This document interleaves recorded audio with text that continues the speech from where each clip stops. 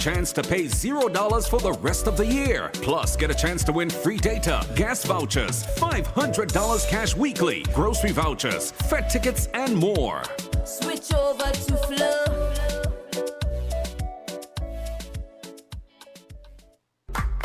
It's October, and the TDC Home and Building Depot has gone pink in support of breast cancer awareness. Shop in-store or online for our pink tag specials with up to 75% off selected items. And be sure to look out for our Flash Sales Fridays, where you get even more savings. Plus, every Saturday from 10 a.m. till 12 p.m., our team of health professionals will be in-house, offering free breast screening and the chance to win a free mammogram. So this October, remember to think pink. Think TDC Home and Building Depots. Terms and conditions apply. See stores for details.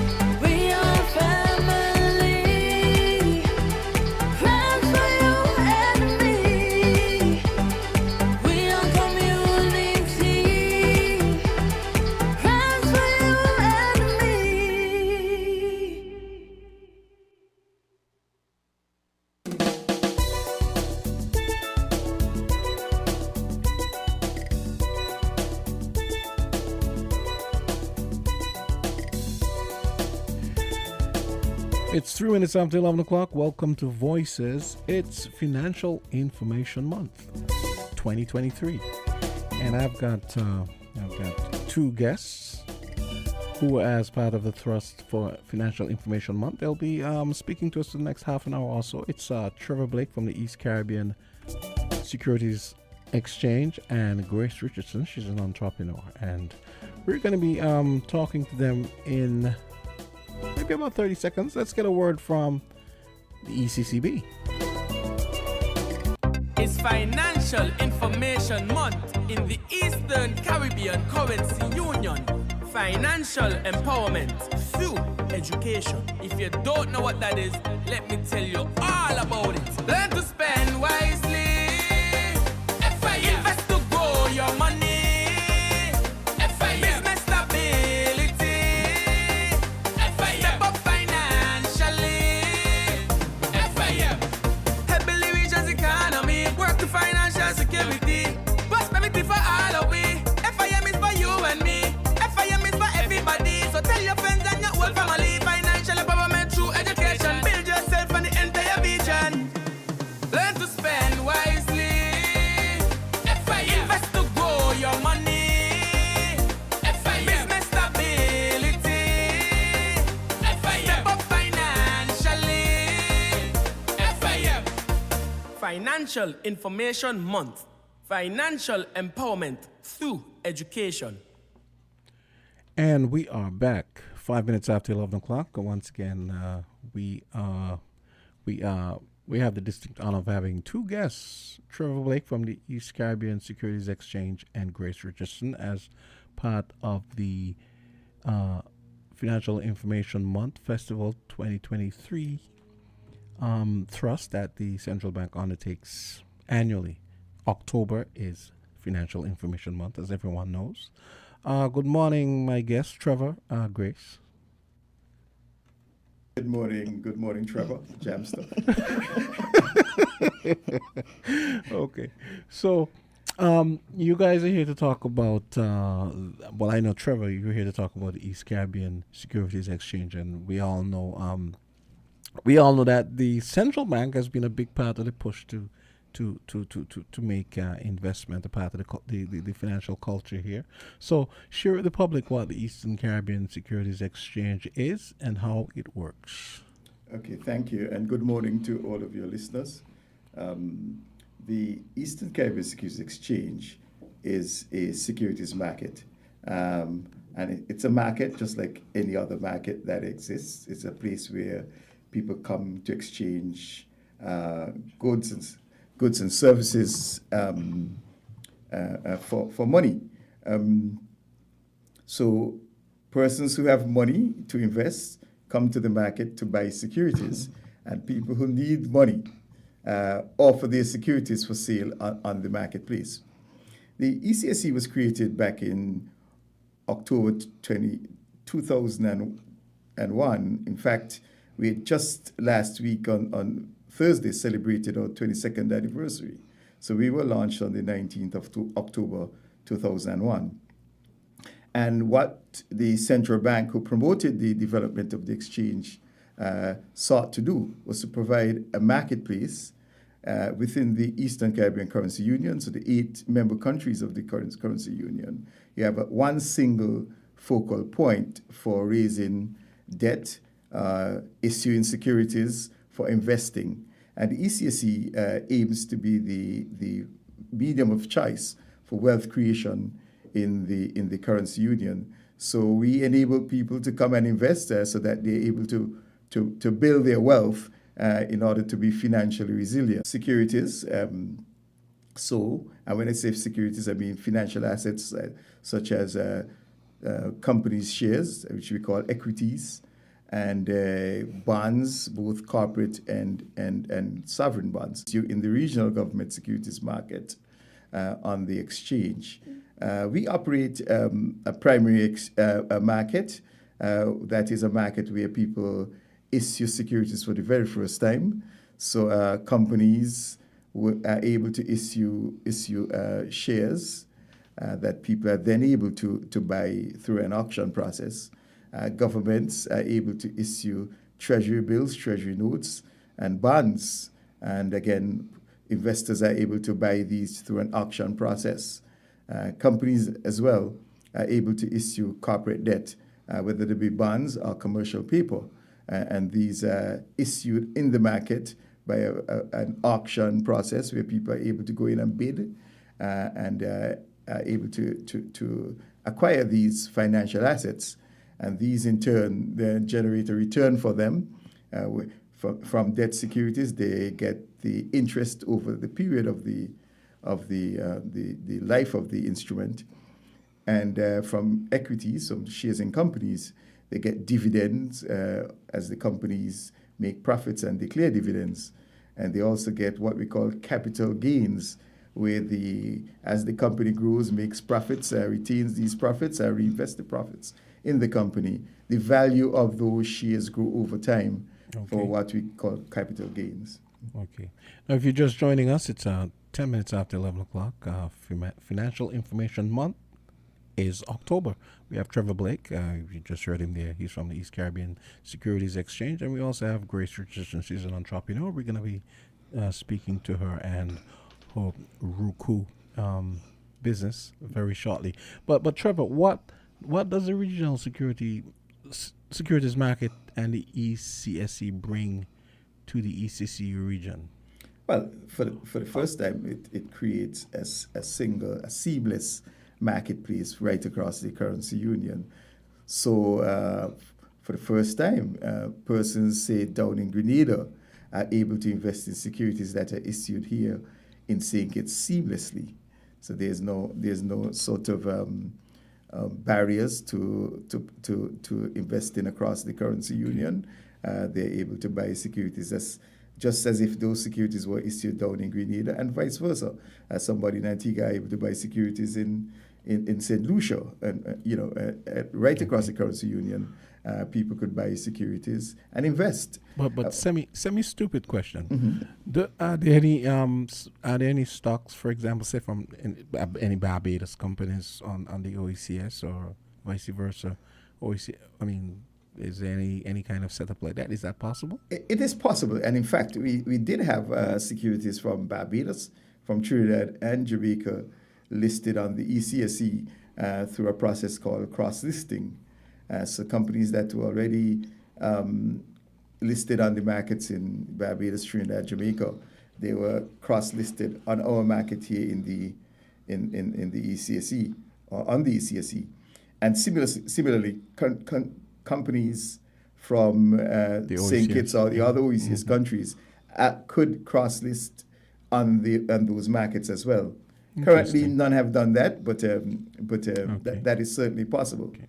So let's deal with the layman and his investment ambitions. How can a person learn more about investing on the ECSE and about the securities that are available to the market?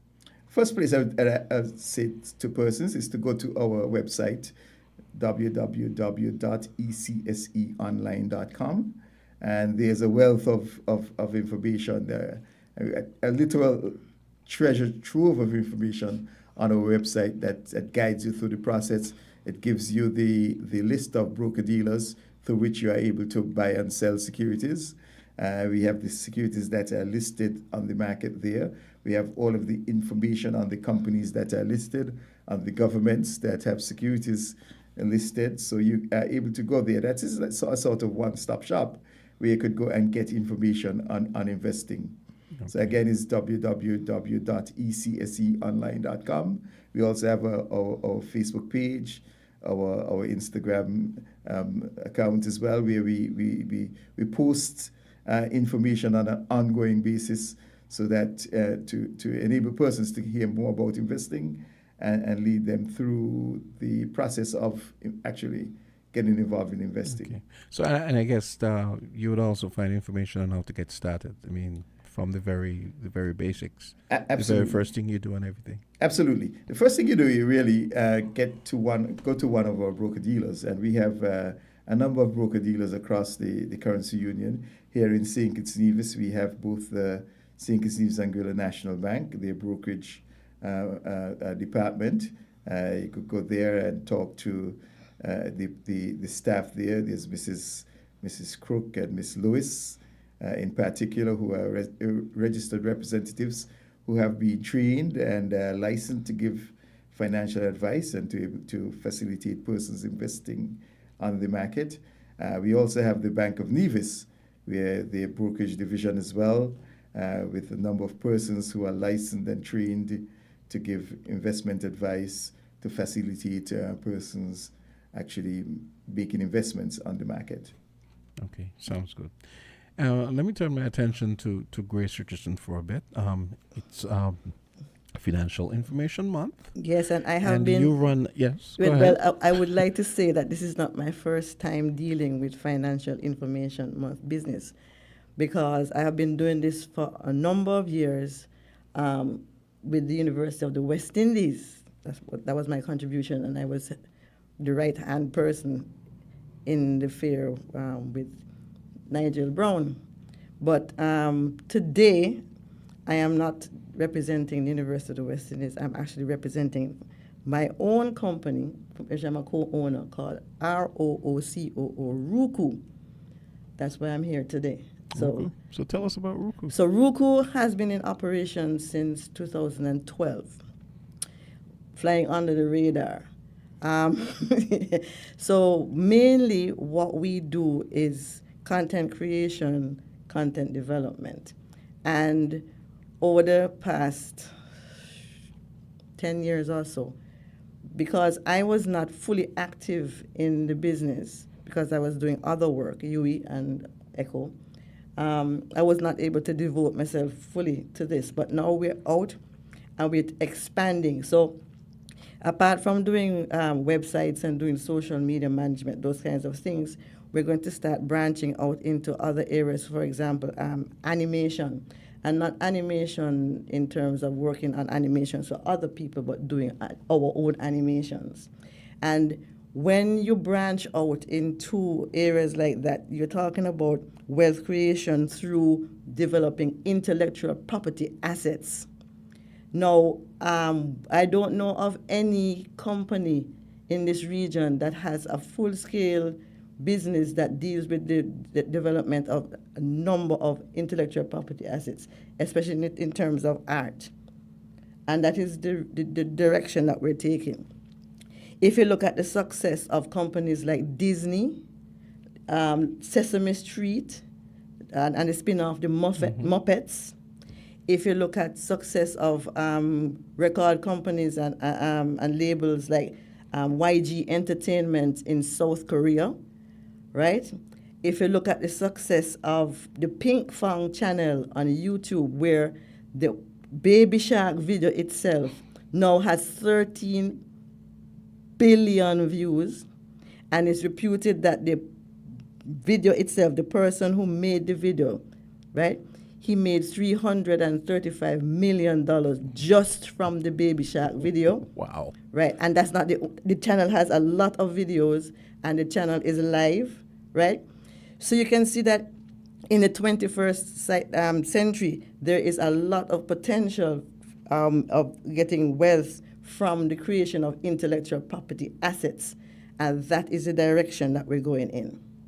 No, let me ask a question. Now, everything you're saying there is very ambitious, and I know there is a gold mine if it's leveraged properly. No, in terms of the ECSC, and let's say inculcating a culture that where maybe people from the OECS or St. Kitts Nevis decide, hey, it would be great if this company was maybe listed on the ECSC. I was about to ask Mr. Blake that question too. So I could invest because I can see the potential. How does that come about?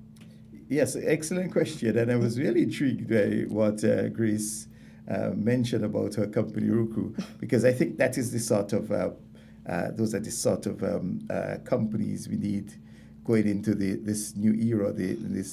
In these times, we want companies in the creative sectors, productive companies that are creating things. I mean, you create value by creating things. That's right. And I mean, of course, there's a space for buying and selling and retailing, but and manufacturing. But using in the knowledge industry, in the creative industry, we want companies like these because the potential for these are endless. And so the thing is, we need to take companies from that nascent stage, and we must have the support, the sort of ecosystem to support those companies so that they could grow to a position where they could list on the exchange and get investment from the public and enable the owners to create wealth for themselves and for their shareholders. But the thing is, though, Ruko is small, right? Now, how do you get to the point in terms of where does she get critical mass to say, well, okay, I think I'm going to do an initial public offering. I know that's what I don't know if that's it. Even before I get to that point, we have to go way back to the beginning because this is an industry where, as I was explaining earlier before we came on air, you as a person involved in this business, you have to develop all the knowledge and skill to do those things, do the creating, right? Then the next thing you have to realize is that in the 21st century, the cost of the equipment to do those things can be prohibitive, right? So we have to solve those issues before we even get to Mr. Blake. Yes. I mean, there's a financing sort of spectrum, I should say a continuum for companies from the nascent stages up to the developed stages.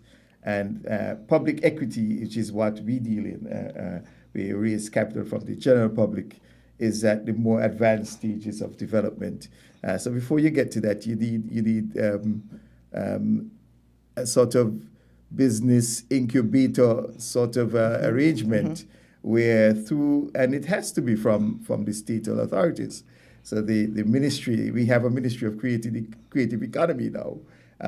So we have to have that support system to help these companies to develop from the stage where you have angel investors coming in, putting in their own private money, the state coming in with the support, guarantees, etc., for those companies to get loans to help them in their development.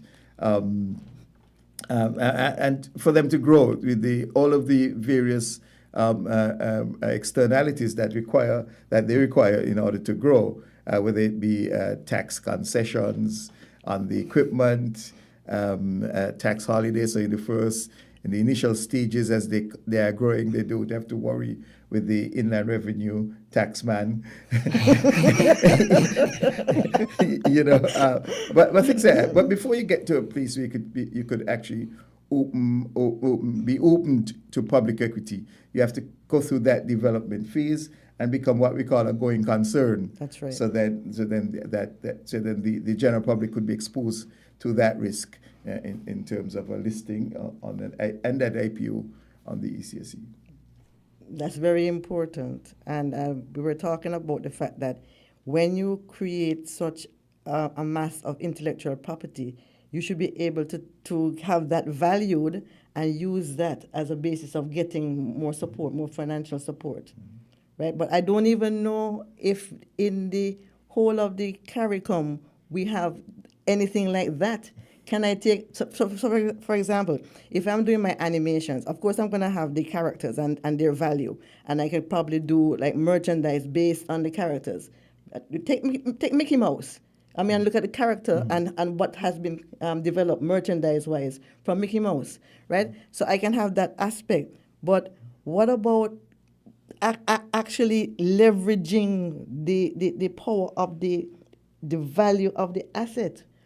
Is there any financial institution in the CARICOM that I can go to and say, here is my portfolio, here are my assets, these are my characters, this is the music I have generated from my animation series, whatever, right?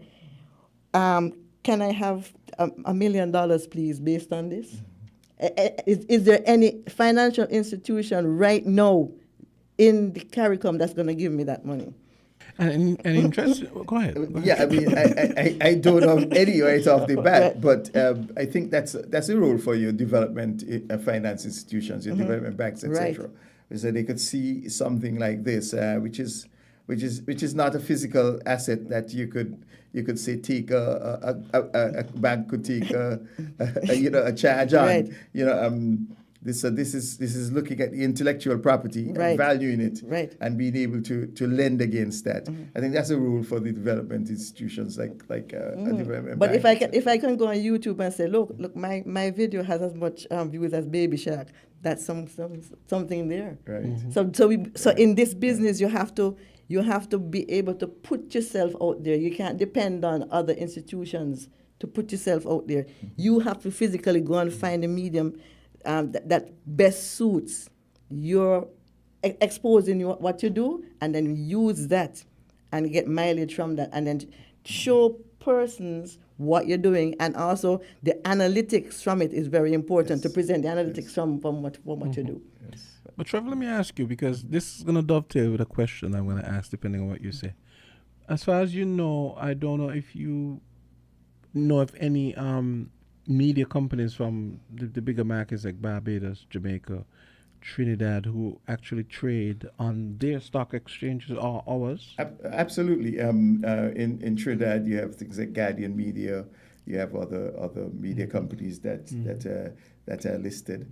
In Jamaica, they've done amazingly well in terms of some of the more the media and creative sector entities that are listed on the junior exchange. Okay. So there's precedents, there's actually listings of those types of companies. So there's in hope other for me markets. then. There is definitely hope. But let's say one of those companies caught wind of Roku, right? And maybe she doesn't have a listing, but they might say, suppose they say, why don't you try and get the listing so you can raise some funds or they might be interested in maybe buying shares in her company. Well, I have to get to that stage, Trevor. Right, but that's what I'm trying to figure out. That's the thing. I'm trying to figure out how do you get there. No, I mean, Yeah, I mean, there's this. I think. Well, I mean, it's up to the owners of Ruku. You know, they would want to entertain maybe joint ventures with similar type companies in other Right. parts of the Caribbean. That could bring some resources to help them to grow. I know what the OACS has been doing, and I think Caribbean Development Bank as well, because because over the years we have attended a lot of training sessions to get ready. Is that they have been having projects where you collaborate cross countries, where you have a very mature business, one at the medium stage and one at the beginning, and you put them together, and then they do a project. Right. So things like that have been happening. Yeah. One of the things why Jamaica is so successful at this is that they have, the economy is a lot bigger. They have the population size. They have lots of creative industries, so they're able to cluster and do things Right. together and benefit from that sort of maybe a sort of a scale, because of the size of the industry.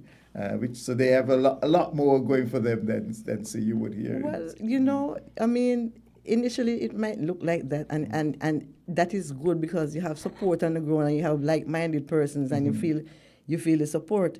But really and truly, if you look at YouTube, in my case, if you use YouTube as your base, right, you're reaching the whole world, and if you can capture the whole world, you can do that, and then you can come back in and then capture St. Kitts and Nevis. Absolutely. Right.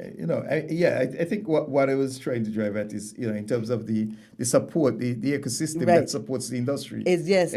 We have more than one entity, it's easier to develop that infrastructure. That is very true, because you see the mass of the persons involved in the industry, and then the powers that be are more aware and more likely to support.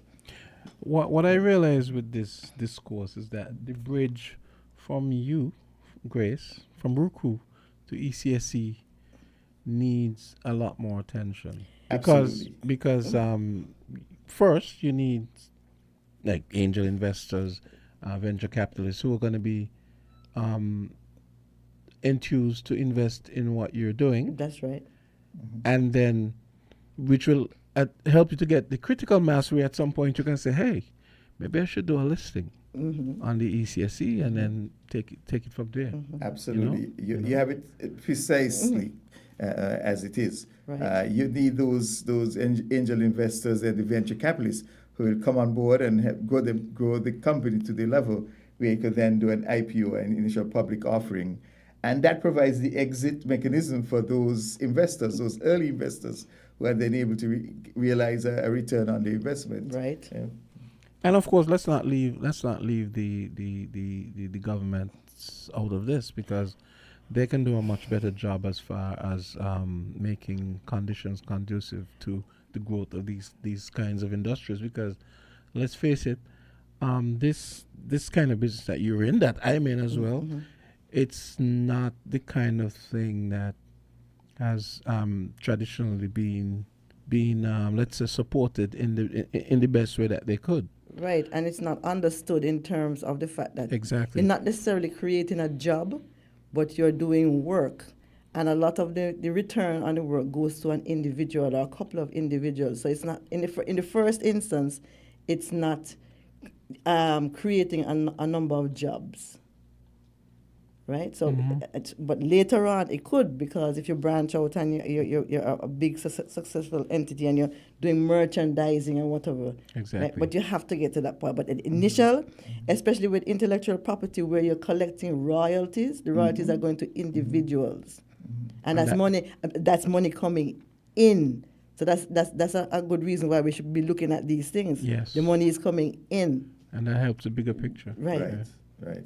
Okay. Yeah, and that is enough incentive for the authorities and policymakers to get behind it, because what we want is instead of resources going out, is resources coming Right. in. So Exactly. even if you're not creating 100 jobs, if you are generating wealth and that is coming into our economy, that's a positive thing, and that's enough of an incentive. Okay. Another thing that before we go on, another thing that I want to point out is that we are not alone in terms of the fact that you as an individual or a TDC or a Horsfords, they're creating intellectual property as well. And they can also have that valued and they can make money from that. But you have to have the knowledge of how to do it and how to protect it. Anybody who has a cell phone right now, right, creates intellectual property every single day. Every time they type a text to somebody, every time they take a picture, shoot a video, take a picture, yesterday. And they share it. Yeah. So you have to learn how to protect. You can create, but you have to learn how to protect it. It's in all of our best interest to learn how to create that, protect that property. Because and monetize it. And there we go. And monetize it because suppose it falls into the wrong hands. I got like 10 videos yesterday with rain and such, and if people were thinking the way you were thinking, they would watermark the video. Yeah, exactly. So people would know, oh, so-and-so shot that video or whatever the case may be. So we all have to be concerned about intellectual property. And because of the nature of the industry that we are in, we have to look forward because right now the most headache we're getting is from AI. Yes. Absolutely. But that's something we need to be able to grasp and leverage. Every single entity right now has to be concerned about artificial intelligence, right? Yes. And what is happening in the metaverse? Because I was giving somebody an example the other day. I can make a clone of you in the metaverse. I can have my AI study all your songs, all your speeches, put together something, and put it out on Spotify and make money from it. And you're not making a cent. Absolutely. Yes. And it sounds like you too. Absolutely. But it's here and it's not going to go away. So the question is, how do we harness the potential of AI and make it work for us? That's right. Exactly. Okay, now in our final moments, I see here that the ECSC and the ECCB as part of the Financial Information Month Festival. You guys have a televised symposium coming up on October 31st. Yes. Halloween. The horror. On Monday evening at 8 p.m. on ZIZ Television, we'll have a symposium. It promises to be interesting. So I invite all of your listeners to tune in before you go out on your Halloween partying. You tune into ZIZ Television, and hopefully the information that you will receive would help you in terms of building your own wealth and your own financial resilience, which will enable you to party even harder. Yes, it says your symposium will be addressed adopting good financial behavior. So yes, we'll look forward to that. ZIZ as Financial Information Month continues. Don't forget, October 31st. I'm giving it my own name. Adopting good financial behavior. The horror. No, I'm kidding. Well, to avoid the horrors. At 8 p.m. at ZIZ. And so, we just heard from Trevor Blake from the ECSC and Grace Richardson of Roku. We'll be hearing a lot more about Roku as time goes. I'll give you guys the last word. You guys have 15 seconds to say something. Ladies and gentlemen, it is the future, and we have to invest heavily in the future. But we have to know how to invest in the future. And that requires learning as much about new technology, new ways of doing things. You have to open your mind. And if you open your mind, you're going to profit in this new century and beyond.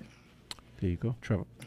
Thank you. To your listeners out there and to everybody, I want to encourage persons to start thinking about their future and how do you provide for your future to ensure that you could be resilient financially and bounce back from any shocks that may occur. You have a mechanism in terms of the ECSE to help you to build your wealth and provides the scope for investing in a range of securities, well-diversified range of securities, I might add, across the several countries, across various sectors. There's no better way, I think, of building your wealth beyond your typical savings and. Give them the website again. And you visit our website www.ecseonline.com, and on social media, you also check our Facebook page and our Instagram, for our postings. Okay. Thank you. Okay, thank you. Okay, guys, that was great. We have a segment coming up next with John Francis, and no, we won't be talking copyright or anything like that. We'll be talking some hurricane lore, Native American lore, and by Native American, I'm talking about the natives who populated the Caribbean, the Kalinago and the Taino peoples. Okay. He has some very interesting insights to share about hurricanes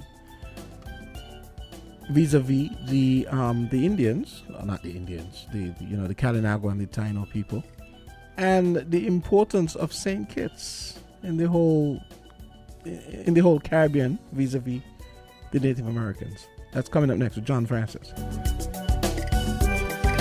Thank you. Yeah. We're different. We're 98.9 Win FM.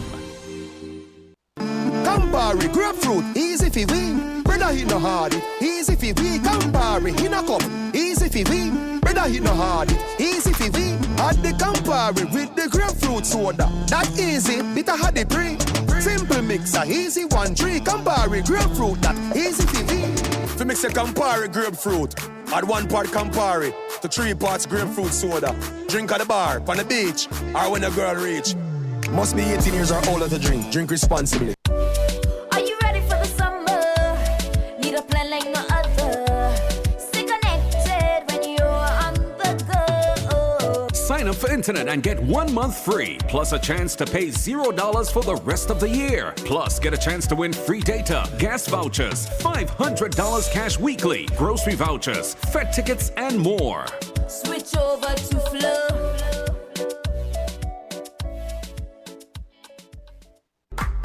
It's October, and the TDC Home and Building Depot has gone pink in support of breast cancer awareness. Shop in-store or online for our pink tag specials with up to 75% off selected items. And be sure to look out for our Flash Sales Fridays, where you get even more savings. Plus, every Saturday from 10 a.m. till 12 p.m., our team of health professionals will be in-house, offering free breast screening and the chance to win a free mammogram. So this October, remember to think pink. Think TDC Home and Building Depots. Terms and conditions apply. See stores for details.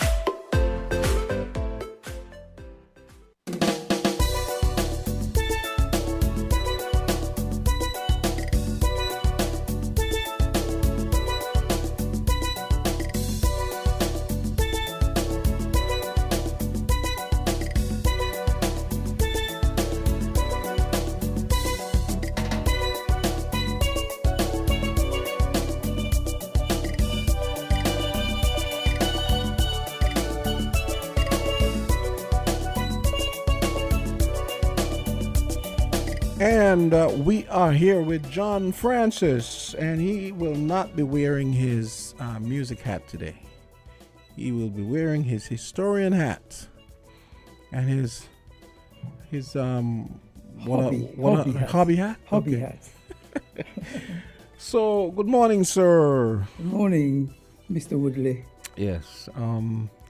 So, I mean, we had now, this was a very serendipitous thing. Last night we were having a conversation, and then I found out that you might have to do voices today, and just like that. Yeah, we were having this, and I said, John, this stuff would be great for voices tomorrow. Why don't you come down and tell the people about it? I was blown away by the stuff he was telling me. So have at it. Well, it's the mic is yours. Well, where do you start? Let me say my theory or my view on things. It's nothing based on scientific fact. They're observations I've been making, personal observations while I've been on St. Kitts, some reading, in-depth research, and just general understanding of how history is written and how we must interpret what has gone before. History is often just headlines of an event. Like if you wrote the history of today, is that John Francis spoke to Jamster on WIN FM. And anybody in 100 years' time could read that and say, John Francis spoke to Jamster on WIN FM. But what he didn't say is that he caught the bus there, he bought some fruit at the market on the way there, he said hello to a couple of people, and that's what the real history is about, what happened in between. And I think we, as Caribbean people, as in Kittitians, we are given, we're told a history that we didn't see, we didn't experience, and we consume it as like historical facts, and we do not really look into the details. Can I say one thing before you continue? I think you'll find, because when you were telling me all that stuff last night, there were like a series of light bulbs started going on, because you know how sometimes you see sometimes you observe certain things and you wonder about them. And then it's only when someone, serendipitously again, someone might just come along and you're having a conversation and then you're like, oh. Or sometimes you might have the half-baked theory already forming in your head. And then someone basically provides the missing piece, and you're like, no, that makes sense, because I always wondered this, or I always thought this. And that's what was going on last night when you were telling me all that stuff, because I always wondered. I'm not going to give it away. I'll let you continue. I always wondered, ... Go ahead. Yeah, okay. I think we started off last night going on a conversation I had with a friend who texted me something and said that God listened to our prayers. And I heard people used to say about hurricanes. We're here to talk about hurricanes, actually. That we're blessed, the island's blessed, and we were spared yet again. These are the kind of rhetoric I hear after the hurricane. So I started to talk to this friend of mine, and that's when I continued to the discussion with you, which is based, and people must be wondering, what the hell is he talking about? Okay, where do we start? We've just gone, Tammy has just passed us, yeah? And once again, we've been spared. It's now giving us a lot of rain that we've been waiting for. When the sun comes out tomorrow, the day after tomorrow, the island's going to be beautiful. We know that. And so we've been blessed. And yet again, and people then say, some people are going to say, well, we've been, there's no hurricanes again. Why is that? And I say to people, from 1928 to 1989, there was not one hurricane in St. Kitts, a direct hit. My parents, God bless their souls, they had never seen a hurricane. And anybody who was born after, let's put it this way, between 1927 and 1989, never saw a hurricane on St. Kitts. The last big hurricane in 1928 was a hurricane called the Okeechobee hurricane. In those days, they named them after the landfall, the places where they landed. And that hurricane hit Guadeloupe. You could read it, you could look it up, and it hit St. Kitts. It devastated St. Kitts, and it actually made the island into 3 or possibly 4 small islands. It is said that Frigate Bay and Friars Bay met. And if it met in Frigate Bay, it must have met on Friars Bay as well. So Frigate Bay North and Frigate Bay South met, created a channel, and also on Friars Bay. Now, I read that somewhere, and then I met an elderly person from here who told me the same story, who was alive in 1927, 28, and told me that, yeah, it is true. So people have your houses on Frigate Bay. Be careful. One day, you might be under, half a mile of water. And then the next hurricane that we got was in 1989, which was Hurricane George. And somebody said to me recently that when George arrived, people here didn't really know what to do. And they were out partying. And police had to push people inside and say, come on, behave yourself. Because people didn't really know how to behave with hurricanes. They heard about it. I mean, even today, there's hurricane watch, there's hurricane, watches, and there's hurricane observation, there's hurricane readiness, and all these different levels of intensity, which we now give to them. So we know if we have to watch, it means we have to stay home, So, in those days, we didn't have them. So people just went out and partied because they never experienced hurricanes in St. Kitts. So then I asked myself, okay, why are we blessed in St. Kitts with the hurricanes? Is it a national phenomena, or is it what is it? So I started looking at the things that make up hurricanes and the effects of hurricanes, like the Sahara dust that comes over, usually July, August, September, and that pushes the hurricane down a bit. Then there is the jet stream that comes from the United States. Later on down, as winter approaches the United States, the jet stream comes down, and that could push back the hurricanes a little bit, as we've seen in the last two of them.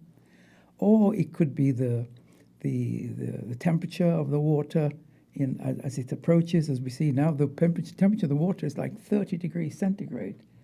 30 degrees centigrade. That's how hot this ocean is. All these things affect how the hurricane is going to travel and how it's going to hit us. But there's one other element that I notice people don't consider, or they haven't really looked at. And that, for me, is the mountain ranges, okay? As a hurricane is coming across, it leaves most of the hurricanes, you have to look at them as they leave Africa. If they come south of the West African coast, the Gold Coast, they usually don't have enough strength to come up to us, and they'll hit Trinidad, Barbados and Trinidad, and if it swings up a bit, it will hit as high up maybe as Martinique, possibly Dominica. But when they come out of the Gambias, which they start off around by the Gambia River, which is Senegal and Gambia, that's kind of enough to bring it straight over to us. And this one did that. And when I look at the hurricanes leaving Africa, I say, where is it originating from? And it's, for me, I've been looking for them for the last 15 years now. So basically, it's what's key is where they started off, the West African coast. Yeah, absolutely. And as they come across, and depending on those elements of jet stream and Sahara dust, the Sahara dust in the early part of the season, we don't have Sahara dust at this time of the year, but we have them in July. So then those hurricanes that come early, sometimes we see them early, and when the Sahara dust is not there.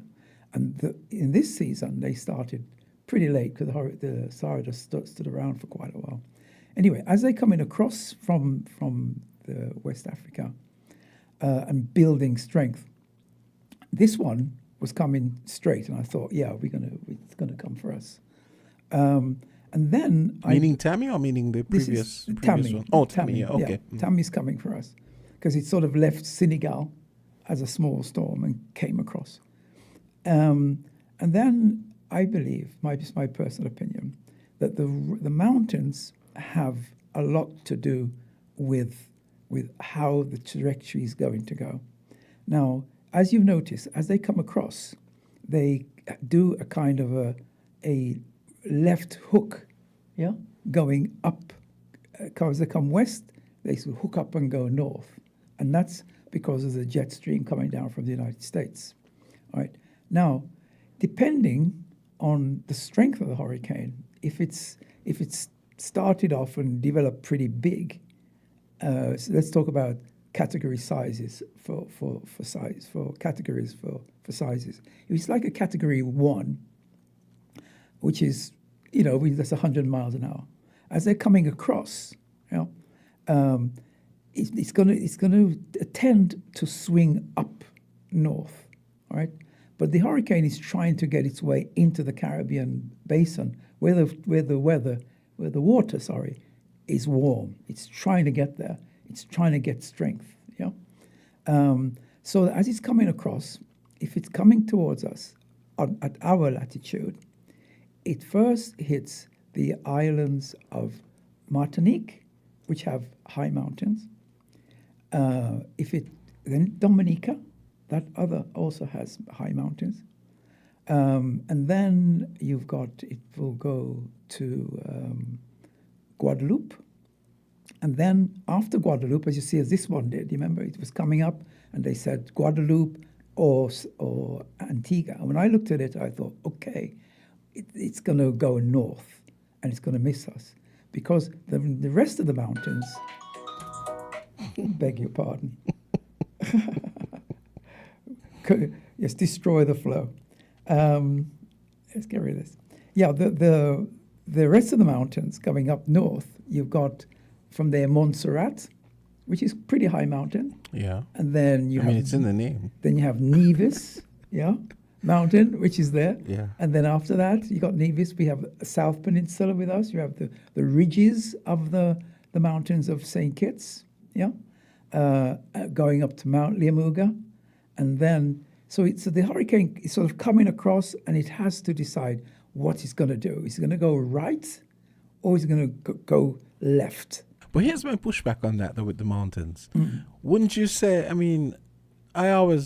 but people always talk about the mountains and so on, but wouldn't you say the mountains, yes, the mountains are there, but aren't they kind of insignificant in relation to the size of the system? No, I don't think so. I heard today, I was listening to another guy this morning, and he used a word, which I thought, I must remember that word. So he called it the funneling effect. He called it the funneling effect.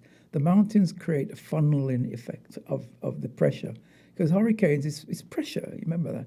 And so it's about convection, if you remember your physics. Mm-hmm. Is it convection, where air is sucked up from the heat of the land up into the ocean. And the mountains is creating convection, okay, which is feeding. So it's to do with, I think, it's the way that they're shaped. And as a man said today, talked about funneling, the mountains do funnel. So it could either funnel it to the left or to the right. We saw with Emma and Maria in 2017. Maria was funneled to the right, and then that hit Guadeloupe, Antigua, just like this one. Maria funneled to the left, and it hit. It missed us, and it hit Dominica, missed us, and then went into the Caribbean itself. So as they come towards St. Kitts and those range of mountains, they get funneled to the right and to the left and miss us, as they've done for many, many, many years. Since I've been down in the Caribbean, how many times do you speak to people in St. Martin and they say, every year St. Martin gets hit. Every year Dominica gets hit. Every year but St. Kitts, nah. So then I started thinking, okay, let's go back historically now and say, okay, this blessedness that we have. And I started thinking about the Caribbeans. Now, there is a spot in St. Kitts called Bloody Point. And Bloody Point, as we know, in 1628, I think it was, the French and the British got together and they massacred the indigenous peoples that were here. And they called that massacre, they call the area Bloody Point because it's the river there, and the bloody river that ran blood for 7 days. Now, I believe the whole story is a conspiracy, in my opinion.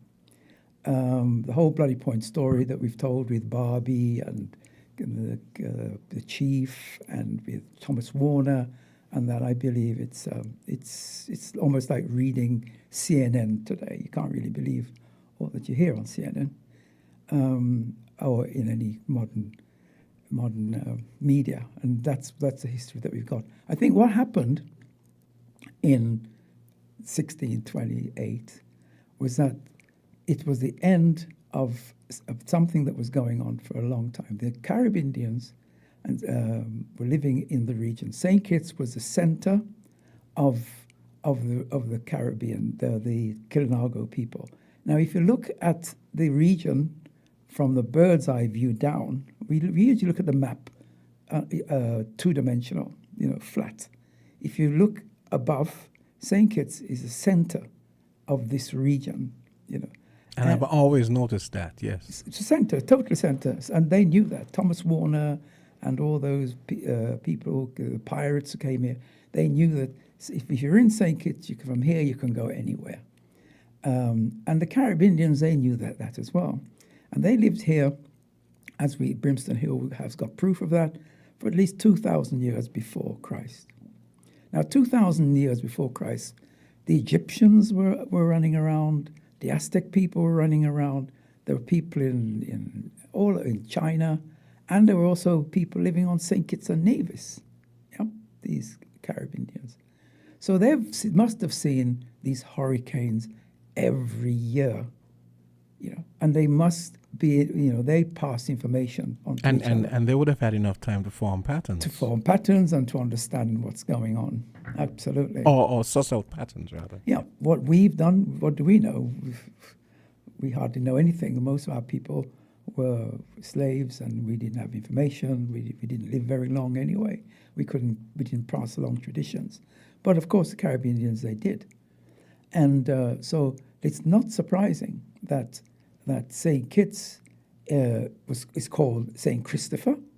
What is St. Christopher? St. Christopher is a patron saint of travelers. People often wonder, where's the word St. Christopher come from? The patron saints of travelers. If you're traveling across the Atlantic, as the people have been doing this for centuries, even before Columbus, you headed for St. Kitts, the millennium that was here before us, St. Kitts, when you're talking about maybe 1,000 years ago, people were in St. Kitts. I believe it firmly that people were here. And because here's a center of civilization, which is the Kalinago people. And the safest place in St. Kitts to shelter from hurricanes is in the Virchals area, Old Road area. And Old Road is the oldest town in the Western Hemisphere. And it's also the home of the chief of the Kalinago people. And if you look at the mountains of Lambeth Mountain, it's a perfect place to be, because it's an in cove in there. There are 2 rivers there that's running nearly all the year round. It's also the mountain itself. You climb up the mountain over the other side of the military path. Those of you who know the military paths, and you come to the other end of the island. Man, this is getting good, and this is a perfect place to create some suspense and bring the headline news. We have 1 minute. Seriously, we have 1 minute. But it's actually less than 1. Yeah, see, just roll over to. This is getting good. So, folks, John Francis will continue his treatise on the other side, and we'll take your calls. And I'm sure, John, that there'll be a lot of people out there who are going to agree with you and add some additional insights. I hope so. Yes. I hope so. So we have headline news coming up.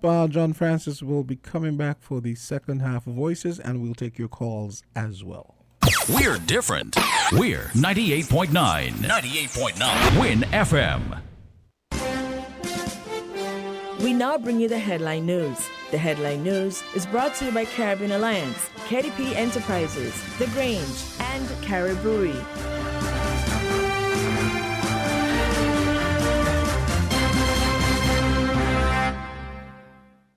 When it comes to the important things in life, your health, your education, your choice of a life partner, and of course your insurance provider, Only the best will do. Caribbean Alliance Insurance is the only insurance company in the Eastern Caribbean with an A excellent rating. We have a robust 3-tier reinsurance strategy that protects our policyholders from multiple catastrophes, even if they occur in quick succession. We spread our risks over 18 territories, ensuring minimal impact to individual territories when a disaster strikes. We provide an excellent claims experience. Claim settlement is usually between 24 to 48 hours. Our A excellent rating means that you are more secure with us. Contact us for motor, property, marine, public liability, employer's liability, and other policies. Delisle Walwyn, people you can trust. Local agent for Caribbean Alliance Insurance. Tomorrow secured. With over a century of perfection behind the Mackeson name, a smooth blend with perfect balance and richness, it's no wonder Mackeson Triple Stout has a legacy of perfection. Enjoyed the world over. Introducing our new look with the same great taste. Mackeson. All hail the king. Please drink responsibly. Did you know that the Grange Healthcare Facility is the first purpose-built, non-governmental healthcare organization on St. Kitts? It's situated at Otley's, 7 miles east of Basseterre in beautifully landscaped surroundings. The Grange has a team of highly trained professionals and provides care that's rated as being comparable with UK and North American standards. The Grange offers varied accommodations to suit your individual needs, and our all-inclusive packages make the cost of care per hour the most competitive on the island. Services include convalescent care for all ages, daycare facilities for older adults, rehabilitation services, and training and continuing education for healthcare providers. For more information, call 466-5525 or 465-8020. Fax 466-8221 or email thegrangehealth@gmail.com or visit our website at www.grangehealthcarefacility.com. Shipping your cargo shouldn't be a hassle. It can be as easy as a single call to Amerijet International, your worldwide cargo transportation solution. We provide all the services you need to ship your goods anywhere in the world, whether your shipment is fresh, frozen, large or small, alive or hazardous. You can count on Amerijet to deliver it safe and sound. Amerijet International, by land, sea or air, we get it there. For more information, visit us online at www.amerijet.com or call us at KDP Enterprises at 466-9595. With the Win FM headline news, I am Yulana Weeks. Locally, assessment continues on Monday, October 23 to determine impacts of Hurricane Tammy on the island of Nevis.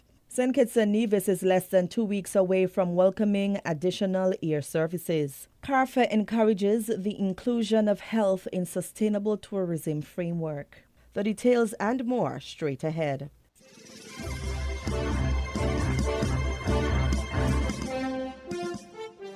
Moisture and instability trailing Hurricane Tammy caused a significant deterioration in the weather conditions across the Leeward Islands on Sunday, October 22 into Monday morning, October 23, bringing heavy rainfalls, lightning and thunderous activities. As such, a flash flood warning was put into effect for St. Kitts and Nevis and other islands of the region.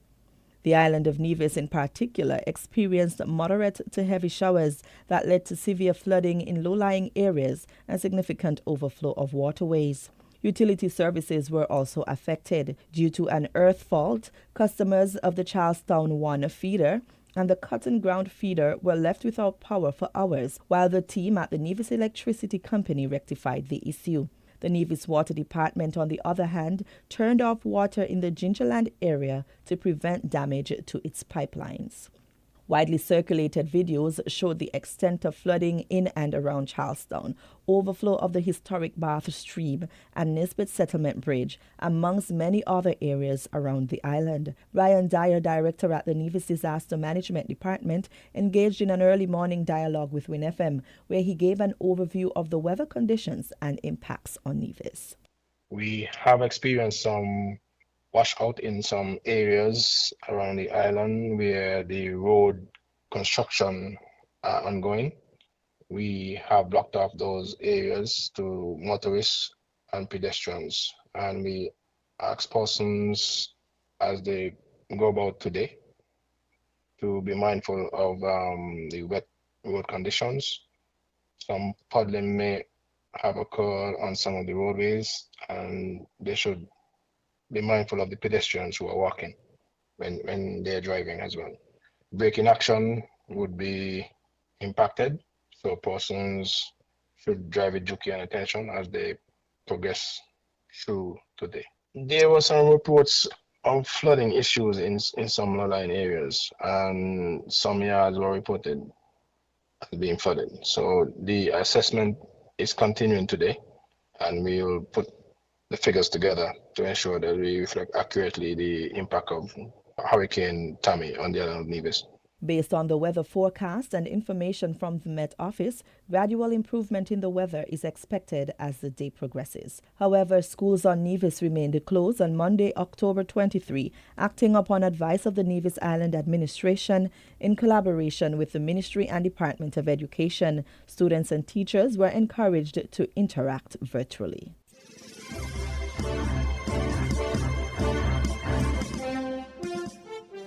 The Federation of St. Kitts and Nevis will soon see a significant boost in air travel, as the second flight from Toronto, Canada to St. Kitts and Nevis has been confirmed for the 2023-2024 tourism season. Additional flight options by Air Canada Rouge are scheduled to transport passengers from Canada to St. Kitts and Nevis 2 days weekly, Fridays and Saturdays. Flights will commence on Friday, November 3, 2023, and are scheduled to provide air services every Friday until April 26, 2024. Likewise, every Saturday from November 4, 2023 to April 27, 2024, Air Canada will depart the Toronto Pearson International Airport, destined for the Robert Llewellyn Bratcher International Airport. Another airline, JetBlue, is also expected to commence direct year-round service from New York to St. Kitts 3 times weekly, beginning November 2, 2023. The service will operate weekly on Sundays, Tuesdays, and Thursdays. JetBlue's route from the John F. Kennedy International Airport, New York, to St. Kitts and Nevis will join British Airways from Gatwick Airport, London, and American Airline from Miami International Airport as another international year-round air service option to St. Kitts and Nevis. As mentioned by Marsha Henderson, Minister of Tourism, a 14% system-wide increase in airlift capacity is anticipated for the tourist or winter season 2023-2024.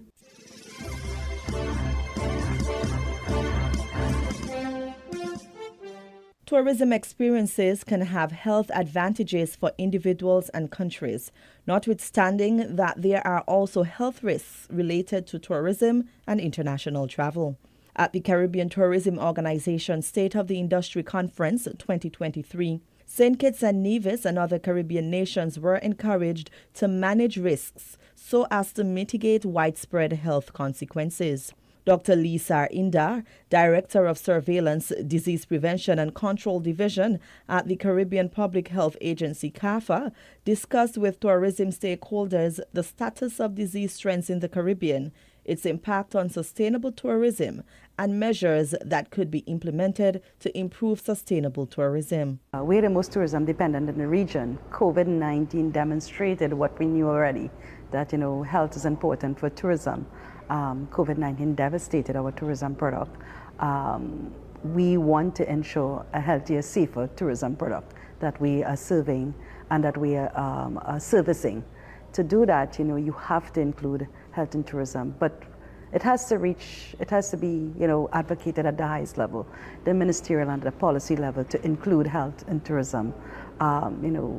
Simple things as hand washing to deep cleaning and sanitizing are all important. But our tourism sector needs to see that and to believe in that and to advocate and jointly promote that.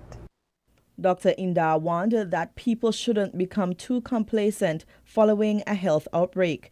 She suggested that countries always remain prepared as the movement of people increases people's exposure to a variety of health-related risks. Out of the system, as it were. Well, yes, this is a danger. So before COVID, there was Zika.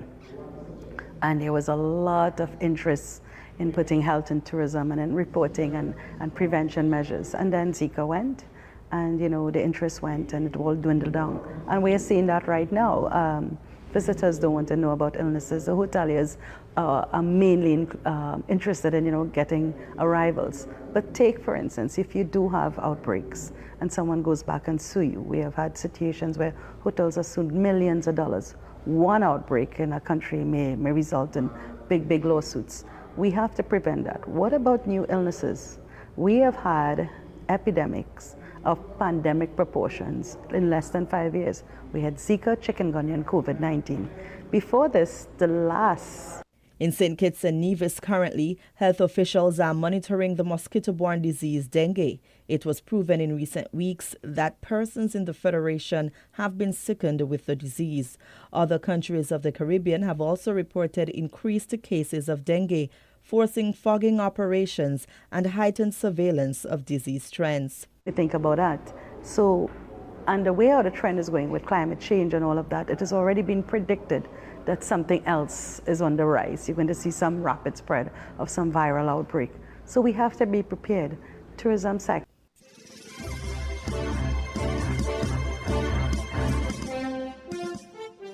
Regionally, the executive director of the St. Lucia Chamber of Commerce has come out in defense of members of the business community in light of accusations leveled at them for the failure to pass on the intended gains expected from the removal of VAT on sanitary napkins and other products to consumers. Louise says there was no malice or intent to defraud the consumers of the reduction in prices on the government-targeted products. The Chamber's executive director puts it all down to a lack of information or error. I could assure you that members of the St. Lucia Chamber of Commerce are cooperating. They're following the rules and requirements and the laws, and they're in full compliance. There may have been issues in the start of the implementation because of lack of information or poor understanding, but I am confident that the Chamber members are participating. Louise says the Chamber of Commerce welcomes genuine consultation with government on matters pertinent to the business community. He points to the terms zero-rated and VAT-exempt, which he notes sounds like a distinction without a difference to the ordinary person. But he says it has serious implications for the bottom line of the business community. The Chamber has a standing concern regarding the placement of goods on exempt list. We think the goods should be, we would prefer to see these goods zero rated rather than placed on the exempt list, and we are going to have discussions on the matter.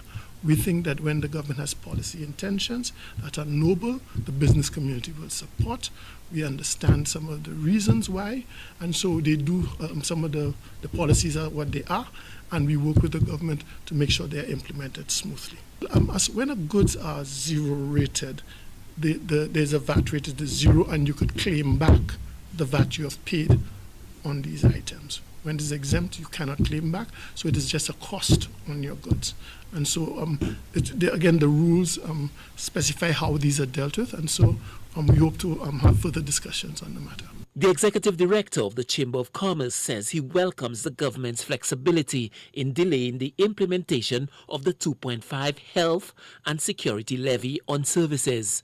He says often people underestimate the adjustments that businesses have to make to comply with the introduction of measures such as the new levy. There was a rollback on the implementation on the services element of the 2.5, and that was welcomed by the Chamber and actually requested by the Chamber. Simply because the business community, a vast majority of the business community who would be paying the 2.5% and would be expected to charge the 2.5% were not prepared because they had to adjust their accounting systems. A lot of people do not fully appreciate the back office operations and changes that have to be made. So we think that it was a wise move to give the business community some time. As far as I'm aware, there are some businesses who still have not been able to do it within the period, and will just have to absorb the 2.5%. The business community had been on the receiving end of sharp criticism by both government ministers and the general public for its perceived lack of cooperation in passing on the intended gains brought about by the removal of VAT on set products to the consumers. The executive director of the Chamber of Commerce says its members stand ready to cooperate with the government in its effort to lessen the effects of inflation. Stanley Lucien for the HCS News Force.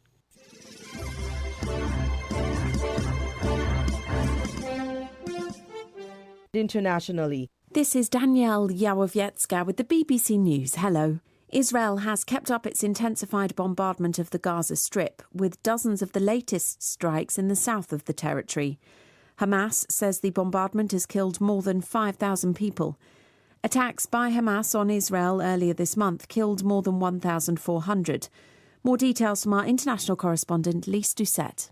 We hear from the Israeli Defense Forces repeatedly now that this is the current phase of their military operation. But we're also hearing from the Gaza Strip this morning that while Israel says it's 320 airstrikes overnight targeted Hamas' infrastructure, Hamas cells, the strikes hit the north, where Israel had said people had to flee. It hit the center, but it also hit the south, which is meant to be the place that Gazans flee to, in Israel's words, for their safety and protection. And the Palestinian Authority is saying that Palestinian homes are being hit without warning. Israeli forces say they've carried out limited incursions inside the Gaza Strip ahead of a possible ground offensive.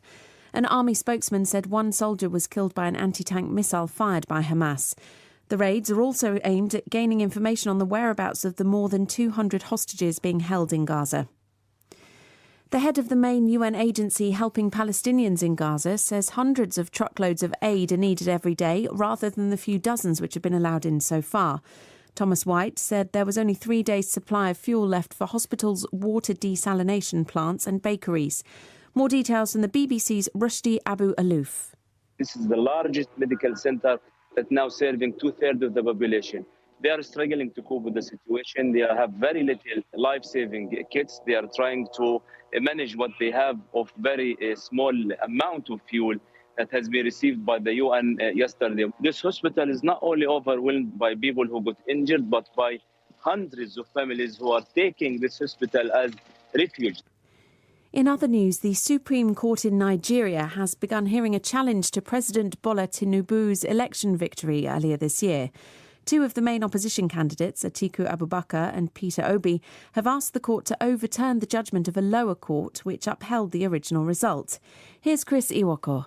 The election dispute between President Tinubu and his main challengers continue to polarize opinion in Nigeria.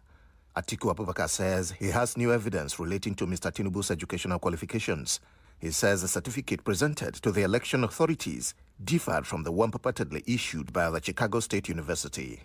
The other challenger, Peter Obi, has urged the Supreme Court to rule that Mr. Tinubu was not qualified to vie for Nigeria's presidency at the time he did. For his part, Mr. Tinubu opposes the presentation of new evidence. World news from the BBC. A train crash in Bangladesh has killed at least 17 people in the east of the country. Many others were trapped under the overturned coaches of a passenger train that was hit by a freight train. Rescue efforts are continuing. The crash took place near the city of Bhairab. The Supreme Court in Pakistan has ruled that military trials of civilians are unconstitutional. The judges said all such trials of those held in connection with the violence in the aftermath of former Prime Minister Imran Khan's arrest in a corruption case in May should be null and void. Ambarasan Etirajan reports. More than 100 people were facing charges of attacks on military compounds during the unrest that followed the detention of Imran Khan. The violence saw unprecedented attacks on Pakistani military compounds. The authorities called it a rebellion against the state and said they would use military courts to try the suspects. Rights groups criticized the move, saying such trials violated an individual's right to due process. On Monday, the Supreme Court ordered the transfer of all the cases from military courts to civilian ones. A senior lawyer said Monday's judgment would strengthen Pakistan's constitution and democracy. The president-elect of the Maldives, Mohamed Muiz, has urged India to withdraw all its troops from his country. The winner of last month's poll told the BBC that the independence and sovereignty of the Maldives should be respected. There are about 75 Indian military personnel based in the country. India says they're maintaining and operating civilian rescue aircraft given to the Maldives some years ago. Spanish police have seized ancient gold jewellery worth over $60 million, which they say was stolen from Ukraine. The 11 artefacts, including bracelets, necklaces and earrings, were smuggled out of Ukraine in 2016. They date back more than 2,000 years. Forged documents claim they belong to the Ukrainian Orthodox Church. BBC News.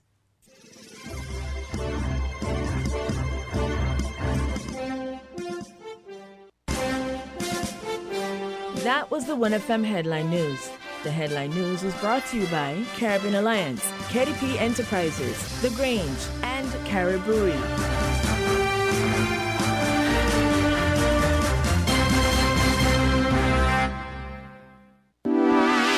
Shipping your cargo shouldn't be a hassle. It can be as easy as a single call to Amerijet International, your worldwide cargo transportation solution.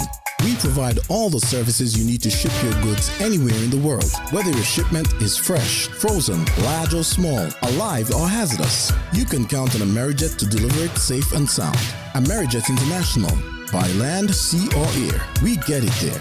For more information, visit us online at www.amerijet.com or call us at KDP Enterprises at 466-9595. Did you know that the Grange Healthcare Facility is the first purpose-built, non-governmental healthcare organization on St. Kitts? It's situated at Otley's, 7 miles east of Basseterre in beautifully landscaped surroundings. The Grange has a team of highly trained professionals and provides care that's rated as being comparable with UK and North American standards. The Grange offers varied accommodations to suit your individual needs, and our all-inclusive packages make the cost of care per hour the most competitive on the island. Services include convalescent care for all ages, daycare facilities for older adults, rehabilitation services, and training and continuing education for healthcare providers. For more information, call 466-5525 or 465-8020.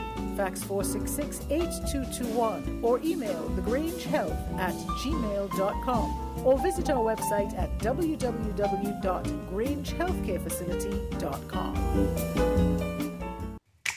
Maybe it's the way the brilliant gold liquid reflects our sunshine, or how the bright blue of its label mirrors the clear Caribbean skies overhead.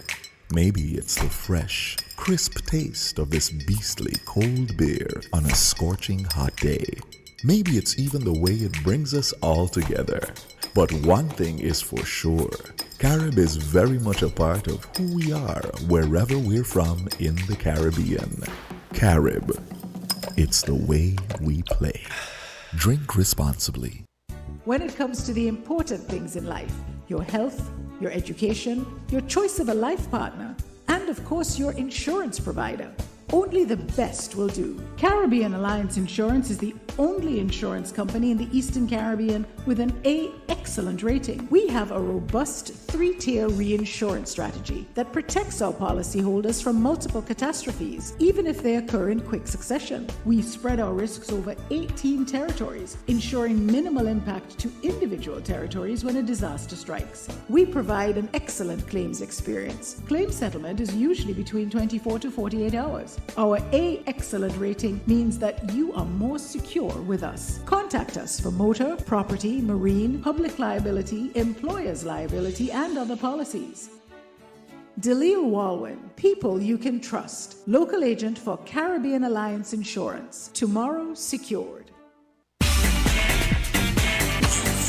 the South 98.9.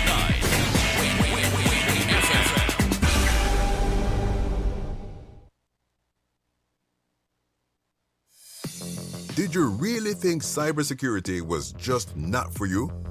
Think again. The threat is real, and everyone can fall.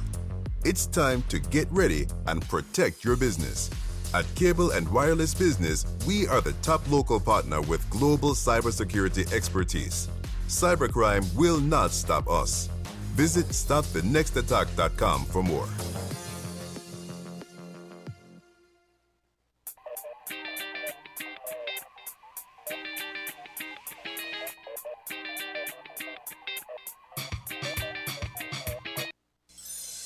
WINN-FM weather. And the weather is brought to you by Cable and Wireless Business. And I'm going to give you the very latest weather outlook for St. Kitts Nevis.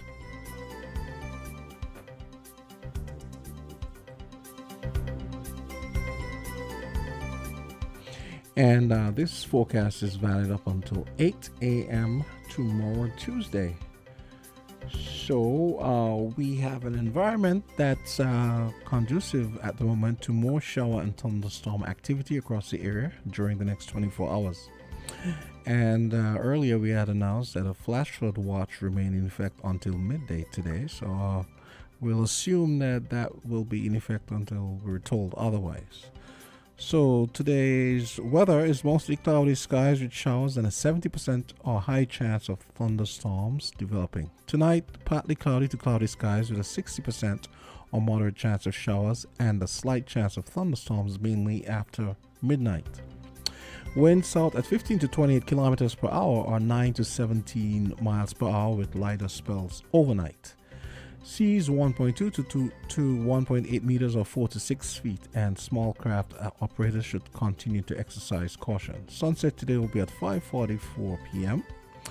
and sunrise tomorrow 6:06 a.m. Did you really think cybersecurity was just not for you? Think again. The threat is real and everyone can fall. It's time to get ready and protect your business. At Cable and Wireless Business, we are the top local partner with global cybersecurity expertise. Cybercrime will not stop us. Visit stopthenextattack.com for more.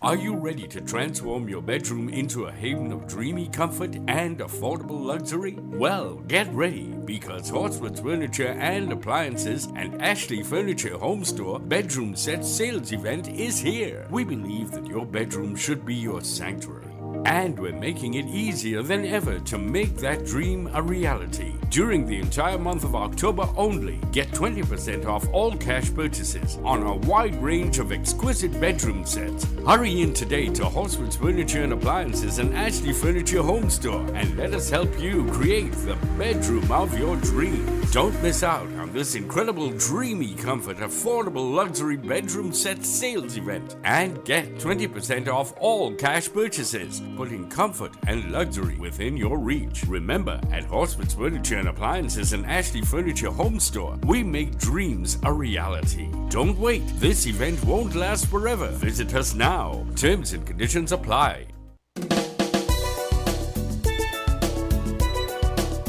And the second half of Voices is brought to you by Hosford. You just heard from our sponsor for the remainder of Voices. It's 12:29, and we continue our journey of Caribbean lore.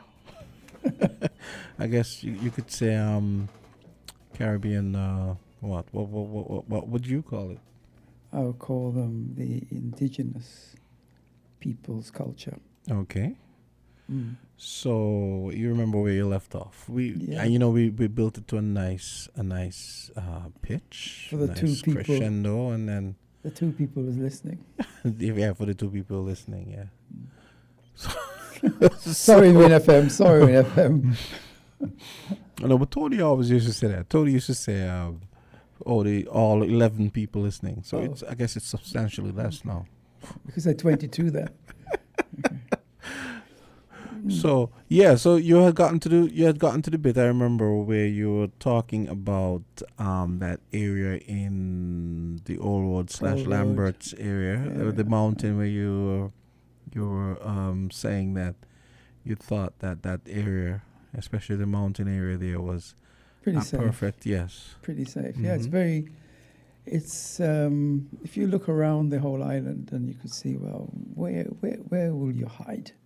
You know, if things happen, and that area is a pretty safe place. And I believe when the pirateers, you know, those guys who held up ships and held up ships and stuff like that.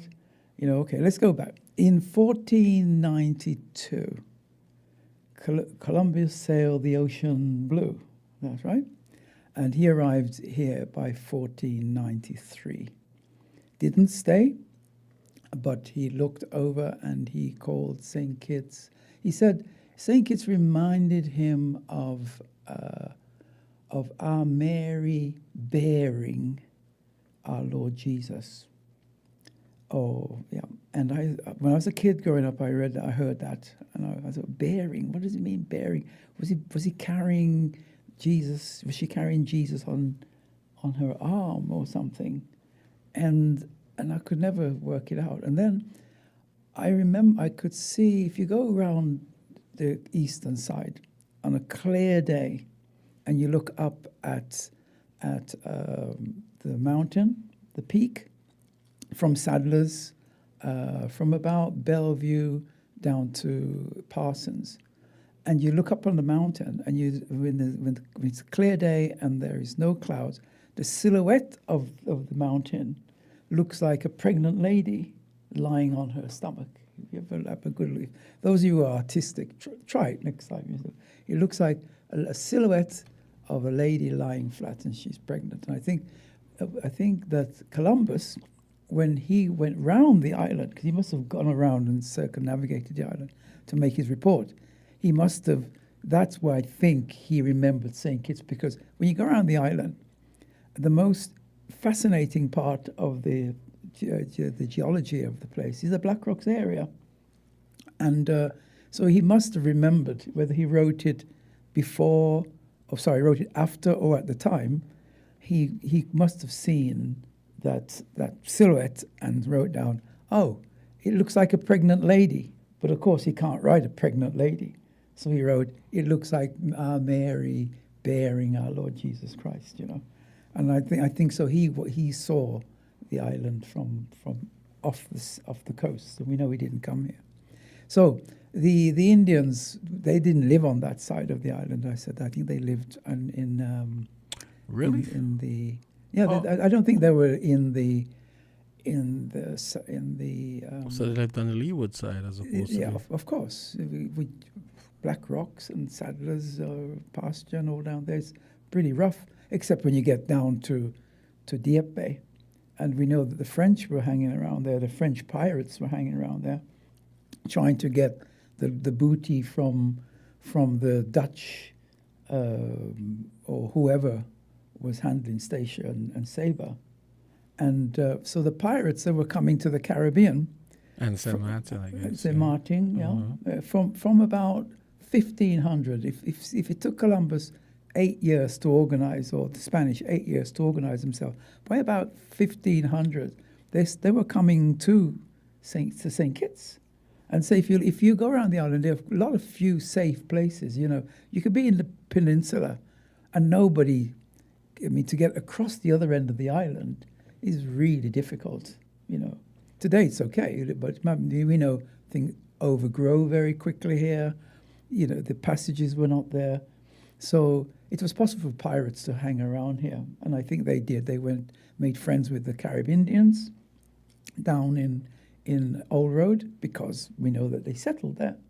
And they must have been friends with the Indians, because how could they settle in that town area while the Indians lived there as well?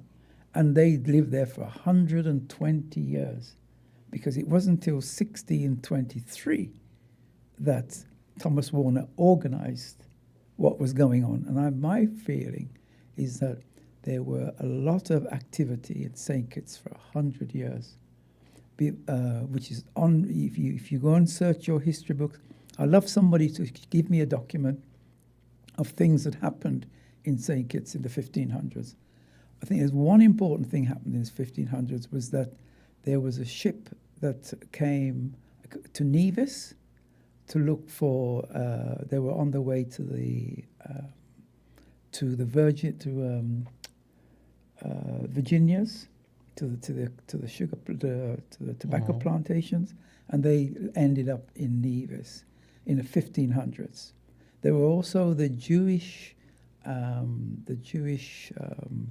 people that were kicked out of Portugal that ended here. We knew that they were in Nevis because there's a the Jewish cemetery there. Yeah. And they were in Barbados because they have the first synagogue in Barbados. Now, I heard recently that those early Jews were apparently black Jews. Now, that's another story. I won't get into that now. I have to look at it. I only recently heard that and read that. That the Jews that were kicked out of Portugal in the 1500s were black Jews. Yeah, and we do have families, and I could attest for that myself, who comes from the line of the Jews who were in Scotland, and then they came down into St. Kitts, and they also had the secret of the sugar. It was the Jews or those Jewish people who had cigarettes. So all this is going on in the 1500s, and very little is written about that. I was lucky to go to Santo Domingo, and a very good friend of mine took me to all the historical sites. And one thing that really fascinated me was a church there. I think it's called the Church of Our Mary Jesus, typical, which is the original cathedral there. And that was built in middle of 1500s. And it's a huge building. And I thought to myself, they have built something that big in Santo Domingo, and there was nothing in St. Kitts around that time. Because, of course, within that period, St. Kitts was just being exploited by pirates. And it's my feeling that when Thomas Warner, who was on the way to Virginia's himself, he was Thomas Warner. If you go and read about Thomas Warner, you'll find out that him and his friend, his buddy, what's his name again? Jefferson, come from East Anglia. They heard about St. Kitts and what was going on there from people from Guyana. And, of course, they were in the army. And they heard stories, of course, about these pirates in St. Kitts and this. Everybody's making money. They're raiding Spanish galleons. And there is one famous painting by one of the Spanish admirals in one of the battles of St. Kitts. There were two big battles of Bastia, I can't remember the dates, and the battles of St. Kitts. And one of them was where the Spanish had to put down he called it a rebellion in St. Kitts. And I believe what they did is because the Spaniards were in Nevis for a couple of reasons, for the hot springs and then the salt that was in the Southeast Peninsula. And which would explain Nevis's first name. The Neves. Dulcina. Dulcina, which is... that's what they called it first. Okay. And which also explains something I remember from my childhood. I remember there used to be a band. A band? In Nevis. I remember backing up the Calypsonians for Culturama, and then the band was called Dulcina. And then when I read that, I said, oh, that's where that band, Dulcina. What does it mean?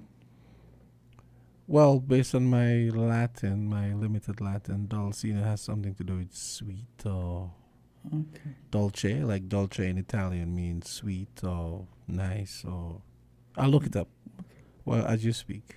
But I think that the Spanish now were in Nevis when the flotters. You know what a flotter is? A flotter is a loads of ships, like maybe up to 200 ships. Flotilla, yeah. They were coming from Spain and going to Latin America to get the gold and the silver from the mines there.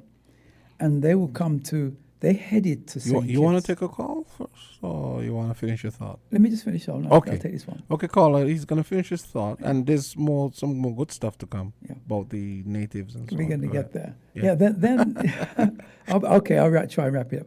The Spaniards will come across the Atlantic, head for St. Kitts, because It's if you look at what's available in St. Kitts, it's blessed with water, it's blessed with salt, hot springs, okay, and peaceful Indians. They had to be peaceful because they let a marauding band of thugs living next to them down in Old Road for over 120 years. I mean, they had to be friendly people. So when I read the history books and they tell me that they didn't like the English here and they wanted to ambush them, it's not real. I think that's really what happened. The Spanish, at a couple of occasions, went down to Old Road area and mashed up what they had in Old Road, packed up all the white people, they call them the white people, and delivered them back to the UK. A couple of times, Really? yeah, because they had enough of them, because they were just marauding and getting drunk and doing all kind of nonsense. And I don't think they were there trying to attack the Spanish, not from Old Road. And the Spanish went down there in a battle, one of the battles of St. Kitts, and quashed the rebellion. There was a rebellion. Who were the rebellion against? Themselves, of course, because they were just waiting to the opportunities to go out and to get the Spanish ships on the way back from Latin America. On the way there, the flotters, they had shovels and picks and mules and stuff like that, and to go into work in the mines. But on the way back, they were filled with gold and silver. So, of course, the pirates would wait around St. Kitts and around the Virgin Islands for those flotters to go back to Spain, and then attack them. Yeah. Okay. So it's okay. So they're doing this for 120 years. The glory days of the pirates. It's not the 1700s when you see the Hollywood with them with battleships fighting. What's his name? Pirates of the Caribbean. The glory days was in the 1500s. That period that you don't read much about at all. So Thomas Warner now, he came here with his friend Jefferson and thought, my God, we could organize this stuff. And he rushed back to England and set up a company. And there were people like Francis Bacon, who they were big. Those guys used to hang around here. No, they didn't. But Francis Bacon didn't come here, but he set up companies. Okay. Oh, okay. For people who come down here, you give a current value, a couple of $1 million for a couple of people to be able to get a boat, get a crew, put up some stuff on it, sail down to Africa, sold or traded with the goods, bought some people with that, sail across the Caribbean, sold the people there, and then while you're there, you would get some sugar and then you go back. Speaking of which, that's a legal business. I looked up Dulcina. I was right. I was dead on. It means sweet. Sweets. In Latin. Yeah. So then that would sugar carry ice. over to Spanish and Italian as well. So I think that period must have been pretty chaotic, and the English want to take advantage of that, and so did the French take advantage of that. So by 1628, when they had organized themselves, going back to our Caribbean Indians now, was that every year, it's my personal feeling, and I can't have any proof of that, but when I go down to the Bloody Point area, and I go up into the gut of the Bloody Point, and if you look along the side, there's this wonderful graffiti of this, what do you call it again? These art that they have, these petroglyphs. Petroglyphs on there. Yeah. Of these, you could see faces of families, and you can feel. So you're the saying presence of that. the one that everyone knows on the rock there by the main road, that's not the only one?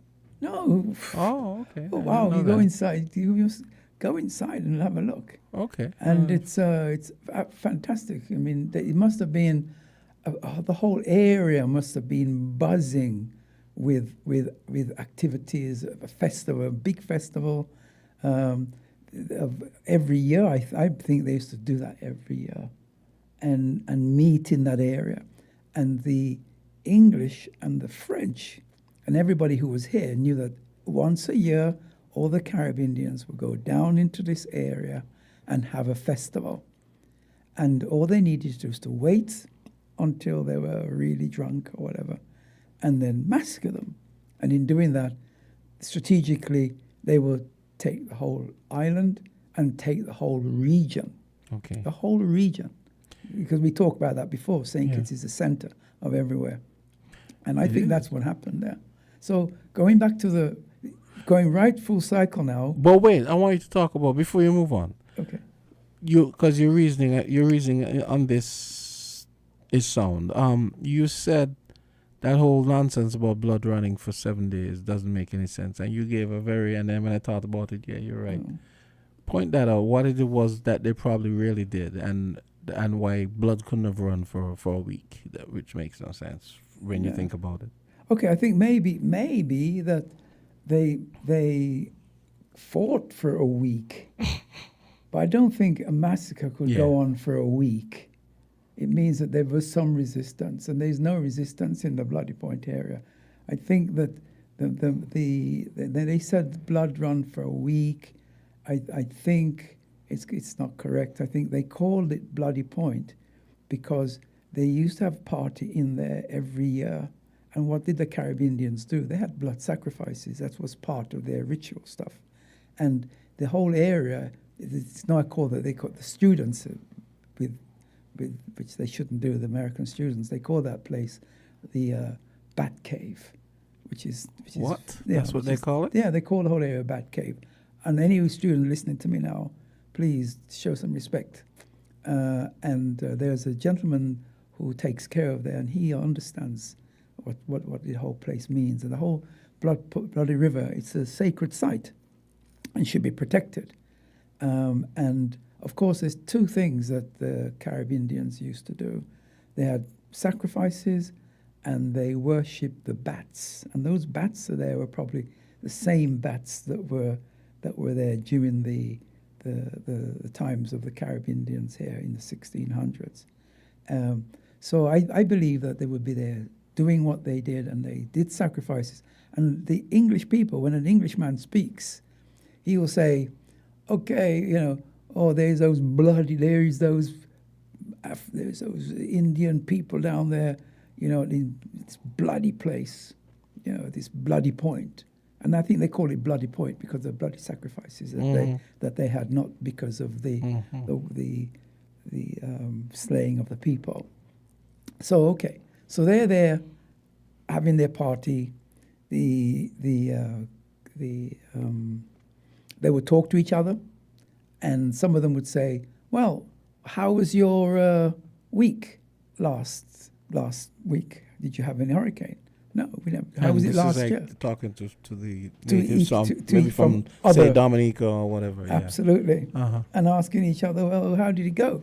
So they all realized that St. Kitts was a really, really safe place to be, and eventually, that's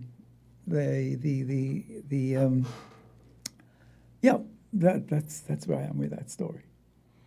No, you were going to say that. I remember you said that they would have realized that, maybe the natives from St. Lucia and so on would have, they quickly realized that, wait, they have a lot of storms that, they get direct hits and so on. And that wasn't always the case with St. Kitts. That's correct. And because of that, St. Kitts they realized that St. Kitts was a pretty safe place to be. Yes. As it really was, yeah. But then on the other hand, tell me if I'm wrong with this, on the other hand, because of the size of St. Kitts, it was probably a lot easier to wipe out the indigenes here than it was in a place like Dominica where they still exist. I'm imagining because, they have a whole reservation in... No, that reservation came later on. After they kicked them out down here, then they ran to Dominica. Okay. I did not know that. I just assumed it was just the ones from Dominica. So some of them were actually, the survivors were driven out of the island. I would have thought that St. Kitts would have more Indians living here than in Dominica, because you look at Dominica itself, having been there, I can't see of any place where a lot of people could have lived in that period. I mean, the whole place is totally overgrown. And when they were kicked out of St. Kitts, they ran to Dominica to hide. You know, I did not know that. They hid in Dominica, and of course they couldn't follow them into the mountains in the same way that people couldn't follow the Maroons into the mountains in Jamaica. Yeah. Caller, go ahead. Caller, go right ahead. Hey, good afternoon, Johnston. All right, what's up? Here we go. And good afternoon to your esteemed guest. Thank you. We appreciate the information. It is a whole lot to unpack here, but let's start somewhere. Mm-hmm. You mentioned earlier about the peoples that probably came over from Spain after the Inquisition, and they were Jewish people. Mm-hmm. Have you heard the name of the Huguenots? Yeah, the Huguenots of the French. Yes, and it's in one of the annals of the history by Ben Jacanan. He spoke about civil Spain in 1509, where persons came out here. But we are also aware of the British Isles, where persons came down as early as 1422. Oh. Yeah, as early as 1422. Now, in Deep Bay, there's a place called Gibbons. His name was Nicholas Gibbons, which the estate was named off of. But he had a worker that used to run up the coast all the way up to Rhode Island. His name was Owen Lloyd. And it was a hot pursuit because there was a pending storm, and some of the Spanish ships took shelter in Ocracoke in the Carolinas. And Owen Lloyd on it, and he stole one of the ships and came to the Caribbean. And St. Kitts was a pivotal point. St. Kitts and St. Bartholomew. Mm-hmm. And so the correlation of the story there. Mm-hmm. But getting back to the Calanagos and the Old Road area, where we visit, as a tour guide, I visit Romney's Manor. But prior to Romney's Manor is where there's a posting that will say King Tegraman. Mm-hmm. I am advocating for the correct name of his title was the Cacique. You're familiar with the word Cacique? I've heard that name. Yeah, that's the Native the equivalent American of a king chief. in their Yes. culture or whatsoever. Yeah. Uh-huh. So we are advocating for the whole story. And then the first building that was built down there, it was called the Red House, where is like the usurpation of one culture into the other. Right where Cacique Tegraman had his palace is where the Red House was built, which was owned by Samuel Jefferson. So we do appreciate the story. Now you're telling because someone has to tell the story. Thank you. And you with your travels to England, you would have had privy to some of the information that is correlating and it's falling right in place. Thank you very So much. as we listen, and as a tour guide, I saw you at the airport, and I commend you for some other information you gave while you was on this radio station another time. Okay. And so we really appreciate it. But it was about 1509, and even way back to 1422, when persons was expelled from the British Isles under the Inquisition of the Pope. Yes, the Jews. I think they were Jewish. I think I used to read that. Latinos. Yes. Yeah. But then recently I Latino. read that they were black Jews, which was quite interesting. I only read that last week, and which makes a lot of sense to me because I've often read that they had the sugar, the secret of the sugar. Yes, and I it was often used to Portuguese. think that they had it in their pocket, carrying it with them. But I don't think so. They actually said they actually had plantations. The original Jews had plantations, which makes some sense because how could the British come down within a couple of years as settlers, create as much things as they were supposed to? I did learn that that makes sense. I did learn that the sugar making process came from the Portuguese, so the Jewish. that makes sense. Yeah. So yeah, that would make sense. And juk, and the byproduct, juk and all of that came from. Also, there is an island off the west coast of Africa which is called San Tome, where the word St. Thomas came from. Sao Tome, yeah. Yes. And Principe, all right? yeah. There was this expulsion from the Iberian Peninsula, Spain and Portugal, and that is where some of them was expelled, and they went on into like Angola and other parts on the continent. And you know what? Some was sent out here. And you know what? The common denominator of all those things is they're Portuguese. Angola is Portuguese, yeah. Yeah. And it's Portugal is the Jewish expulsion was the Jews by the Portuguese, and who were the ones who were traveling before then were the Portuguese, because the Portuguese were circumnavigating the world as navigators before the Spanish started circumnavigating the world as conquerors. Very interesting, because with the Inquisition of the Pope had allotted the Portuguese, especially, and the Spaniards, those two predominantly, the portion, the lion's share, so to speak, of the African continent and the Americas. It is long after where the British probably gotten involved, and the Germans and the French and others. But it was predominantly the Portuguese. That is why you will find it's only one colony that was allotted to Spain on the continent. And then, to the Portuguese, there was only Brazil in the Americas. And the lion's share was the Spanish in the Americas, as opposed to the Portuguese, Angola, on the African continent. And Mozambique. Wasn't Mozambique Portuguese as well? Portuguese.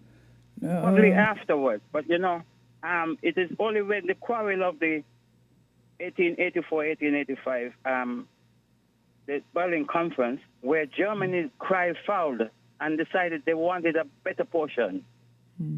As a result, the world wars started because of that, the fighting. They fought amongst themselves first, and then some was not agree with the spoils that they got, and that is how Germany wanted more.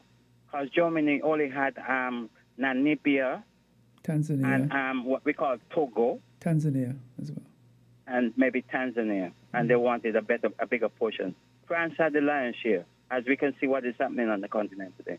So thanks for listening, John. You need to grace the studio more often, and we need to have conversation of this sort to enlighten our people and to let them know that St. Kitts and Nevis, we're small, we're Tarawa, but we are in the center of the Caribbean. Absolutely. Thanks for listening.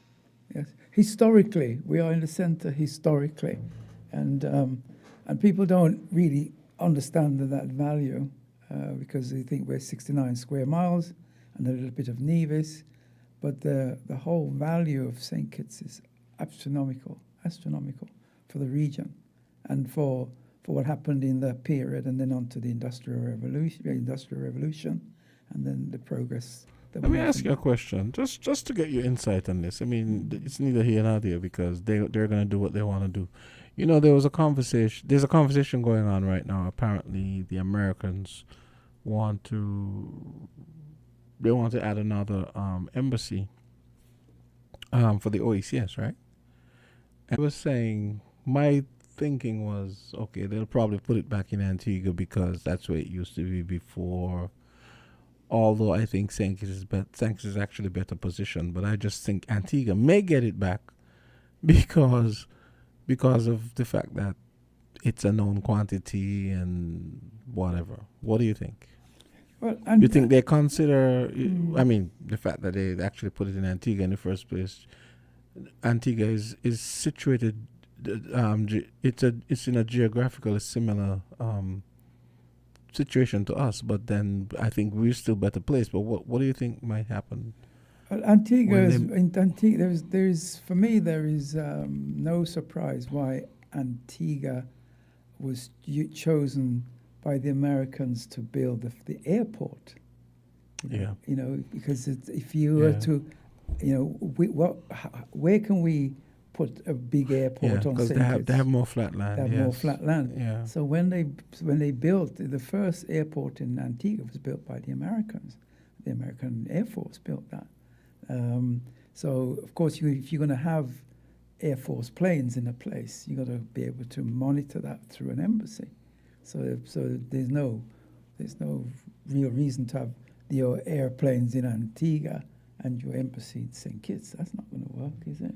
Really? So you think Antigua will probably get it again? But of course, because and plus they have Nelson. Let's look at history. Go back to history.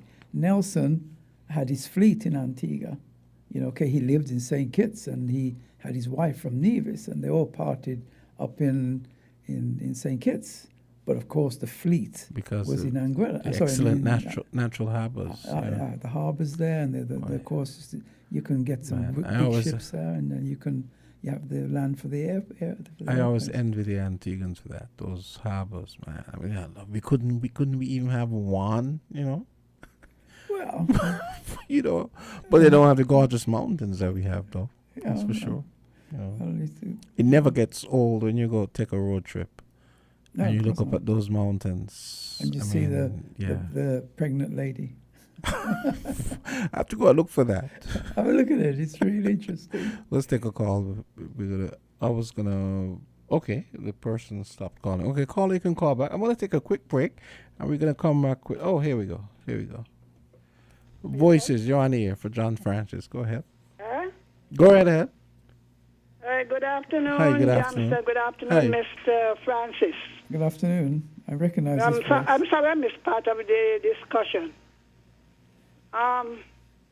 It would be interesting to hear the sources of some of the information. When you have contradictory information, it's important to know the source. As I said in the beginning, that it's a personal opinion. They're personal opinion, personal observation. I know, based on what? My personal observation. When I first started my journey looking at the typography and the geography, the geographical structure of St. Kitts. I'd $50 there for you. And I thought to myself, okay, things haven't really changed that much. What must it have been like in certain parts? If I was sitting in Keys or Connery and I wanted to get over to Bloody Point or Black Rocks, how would I actually get there if I was living 200 years ago?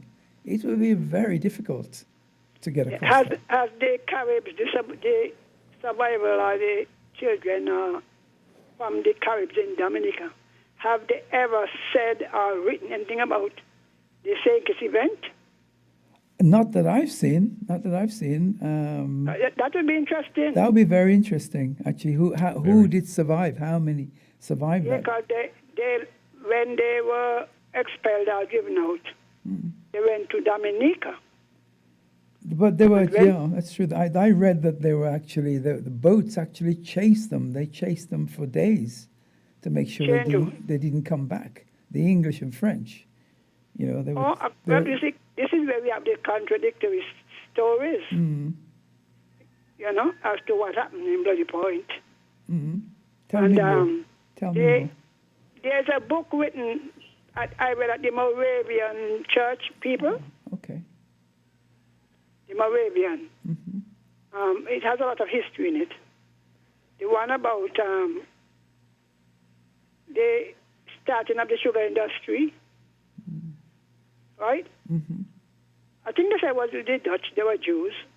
They were Jewish people. Hello? They were Jewish people. The secret of sugar came from Brazil. They'd gone to British Guyana. Yeah, Brazil and Guyana. And they stabbed, you say you don't want the money? I have $50 here for you. Complete. Give me a little chance. You see a small purse there? Local color. All right, then I'm coming. Go ahead. Now, so they went to establish thing and with the swamp center in Guyana. I think it's Barbados, if I'm not mistaken. So when Sir Thomas won and they were coming down, they also tried to settle in. All right, darling, love you. Thank you very much for coming. But they call it unhealthy. And so they came down and, I suppose, looking at the environment in St. Kitts with the drainage and so, right? 'Cause if you leave a swampy place, you'll be looking for a place with more drainage, wouldn't you? Yes, yes. Yeah, and so they came and everything. And, you know, but there are lessons to be learned, you know. We don't learn lessons. That's true. But yeah. You're welcome and you get take over. But I think this is where I think that the story doesn't really reflect reality. Yeah. I don't think Thomas Warner came down here to grow sugar Guyana. or to Guyana. He did No. not leave England to come St. Kitts. No, exactly. And why did he come here? He was looking for a safe place. No, I don't believe that's what's happened. I seriously don't believe that.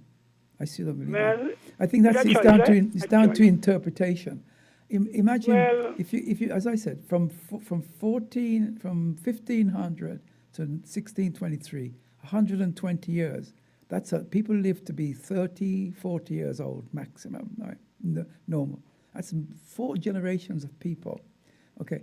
In St. Kitts, that's a lot. There was some structure. Something was going on here. It was well structured in St. Kitts. By 1623. And by the way, they also could have followed the trail of the Kalinago people, you know. Yeah, absolutely. So they were here. They've been here for thousands of years. Yeah, but they would come down. So when the English came here, we're made to believe that they came to set up and grow cotton and grow stuff. No. There were established things going on here. They did not come to produce sugar. They were producing tobacco. They wanted to produce tobacco because the tobacco they did produce tobacco for a very short period of time. When the market in the U.S., the price fell, making it less profitable. Yes, that's why they got like in a place in Nevis, what is Jamestown or so. Mm. They began to move to the U.S., move their business, and all of the Irish they came here as what you call them. Indentured servants. Mm. It became unprofitable, and so it was suggested by the Jews or the Portuguese, who were accustomed already to transport Africans to the Caribbean and Latin America. Which was the business. I think that's what Thomas Warner was doing. Thomas Warner's business wasn't to really... The way the history books was written, it makes it sound like he was a gardener who's going to try and grow some cotton and grow some whatever and see how it goes. Not really. But no, remember, he was financing. He was financed, absolutely, by big companies. This morning, the stock market. Absolutely.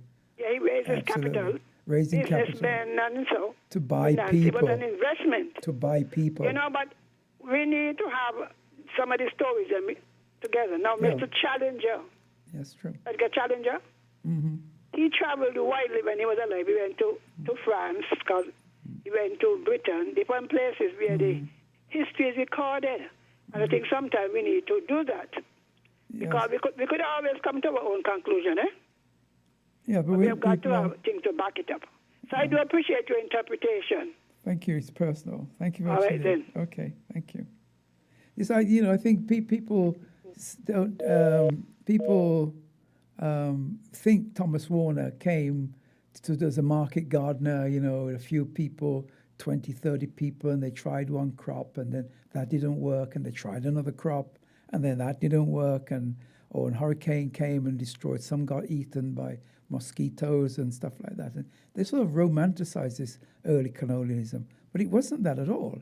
It was big business. He went to London, raised money, as the caller reminded us, raise capital to get a boat, to get people, to go to buy people to buy stock, which is people from Africa. It was a business. It was big business they were doing. And of course, a lot of this business was a bit underhand. So if you compare the type of business that they were doing there with what happens today, it was very underground kind of, gangster type, shady business, buying and selling of people. It's a shady business, and Thomas Warner was involved in that kind of stuff, and even Jefferson and his family. By the time his great-great-grandson arrived in the United States, they were really buying and selling of people. But the interesting thing, I think, is the Jewish part of it. So wait, Thomas Jefferson, his father used to... His great-great-grandfather. Used to... Yeah, he's buried here in Middle Island. You know, I did read that somewhere, but I thought I was seeing wrong. No, they're both there together. They lie together, holding hands. Up in the church, Saint Thomas Church. Thomas Warner's grave's there, and Thomas Jefferson. Yeah, not Thomas Jefferson. His name is Samuel Jefferson. Samuel Jefferson. I did not realize that. They're both lying there together. Is this something people tell the tourists? I tell my people when I go. There's some wonderful things in that graveyard. Amazing things in that graveyard.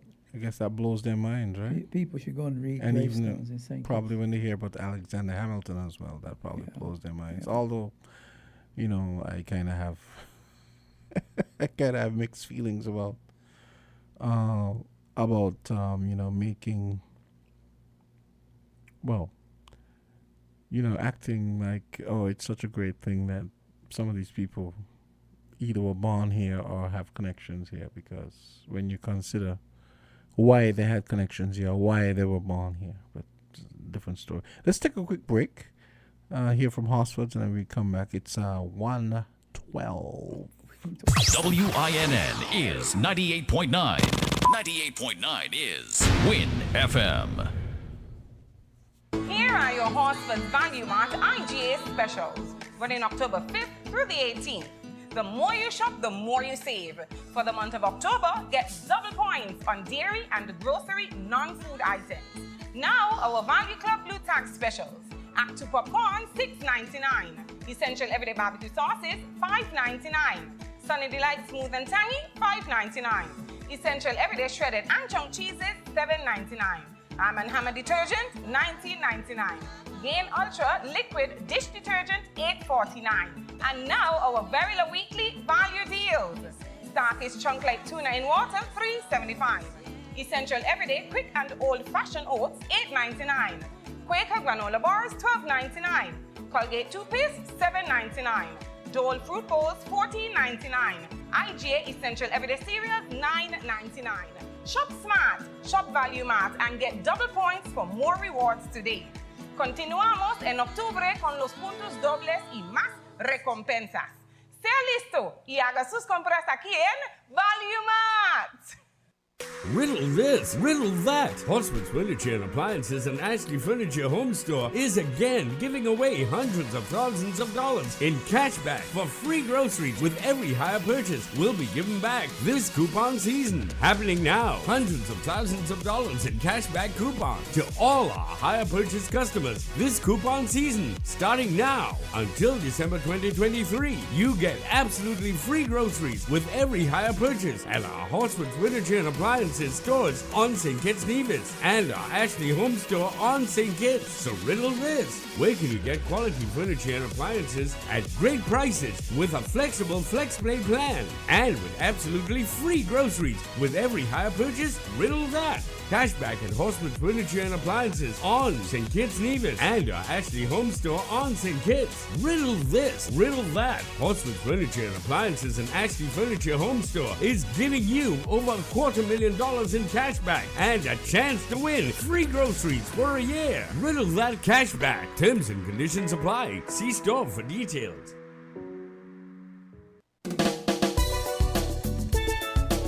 And we are back with John Francis. It's 1:14. So let me ask you. So you actually raised an insightful point that I hadn't thought of until you mentioned it. The fact that maybe we should pay attention to where off the West African coast the storms start, and we might be able to glean some information as to the storm's intentions, so to speak.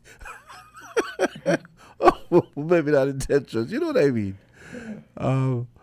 That's kind of interesting because I know they usually form basically up in like you said, up in the you could say the northwestern half of the continent, right? African continent, yeah. Yeah. Coming across from Gambia. Yeah, I know Gambia is for it's like mid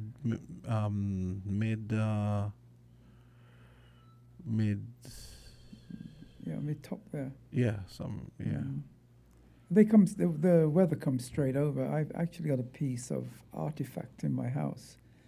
I live in the Connery area, and I picked up a fish pod. What? Which came from across the Atlantic, of course. Big fish pod. And I have it, and I keep it in my garden. A fish pot, and you big one. and you wow. And it's old. It's really old. And then I was watching some documentary, and I saw the same fish pot. I said, hey, there's my fish pot. And it was from the River Gambia. What? So the current will come straight over from over there to us. Yeah. And I've heard the stories about we have a call. Voices. Go right ahead. Me again. Oh, hey. Where is Cape Verde? The Cape Verde Islands, where are they? The Cape Verdes are some islands in the Atlantic Ocean. They actually... in the Atlantic? Sorry, I thought they were to the end of Africa or something. Yeah, in the Atlantic. That's what it is, yeah. They're near to which country?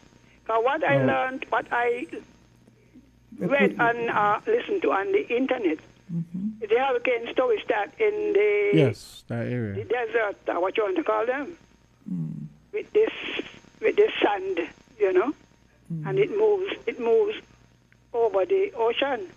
So I was wondering, is the Cape Verde near to the country that Mr. Price is talking about? The Cape Verde, there are a number of islands there in the Atlantic that's worth mentioning. It's the Close to where? There's the Canary Islands in the north and the Cape Verdes in the south of each other.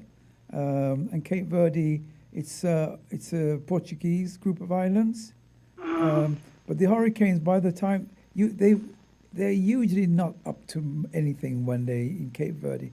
I think about 10 years ago, Cape Verde did get hit, but they're not really big enough storms when they're at the Cape Verde. Have you read that they start in the, what else call them, Sahara Desert? That's that's where after the hot air and so on comes from. Yeah, that's where they farm. Yeah. You have the sand farm and whatever.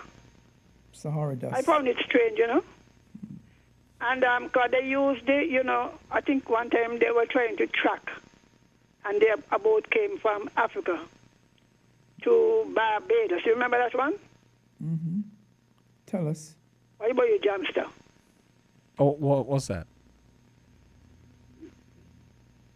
No, what's that? Maybe in the 70s or 80s or 90s, What? They wanted to see. Using the same track that the ships took when they left Africa. Yes. Oh, okay. And they built the same kind of boats. Yes, I remember that, yeah. Remember it now, right? Yeah, but in fact, I was going to tell John about this a few minutes ago, but we had the first call. I was reading somewhere that there was way more travel between the Americas and Africa by Africans than was originally thought, and a lot of this is due to just some of the natural currents that run between from Africa straight to Caribbean. Yes. And it is interesting that it ran to Barbados. Yeah, Barbados is also on the currents. And they seem to escape most of the hurricanes. So it is good to know information and how people do research, because they have different stories. You could track them. Because I always want to know why they come our way. And by the way, in 1960, have you ever heard about Hurricane Donna? Yeah, I heard about that one. Mr. Francis. Donna, did that hit us? No, because he said after 1928 there were no more. In St. Kitts. St. Kitts I was referring to. It hit St. Kitts and it devastated Anguilla. But he said direct hits. Direct hits. I don't know if it was not direct hit because I was alive with the devastation. So it's good to know. But to all those who are still grumbling, he mentioned something, and it's true. When Hurricane is Georgia. It was coming in 89. Yeah. Those who had never seen a hurricane, they were there saying, oh, we will want it. Lord Jesus. You know, ignorance is something dangerous, you know. They were calling and begging for it, and the hurricane devastated St. Kitts. So all of you who still lamenting that Tanya ain't come, and she made me go to the market, go spend my money, you better give thanks. But in 1960, there was serious damage in St. Kitts, but it did not compare to what took place in Anguilla. And something, by the way, before I go. In 1928, you see the village where I'm from, the extension of the village occurred after there was a hurricane in 1924 that led to the movement of people out of Irish Town into St. John's Village. Uh-huh. In 1928, there was much more devastation in St. Kitts, especially in what we call Maclet and Irish Town. Mm-hmm.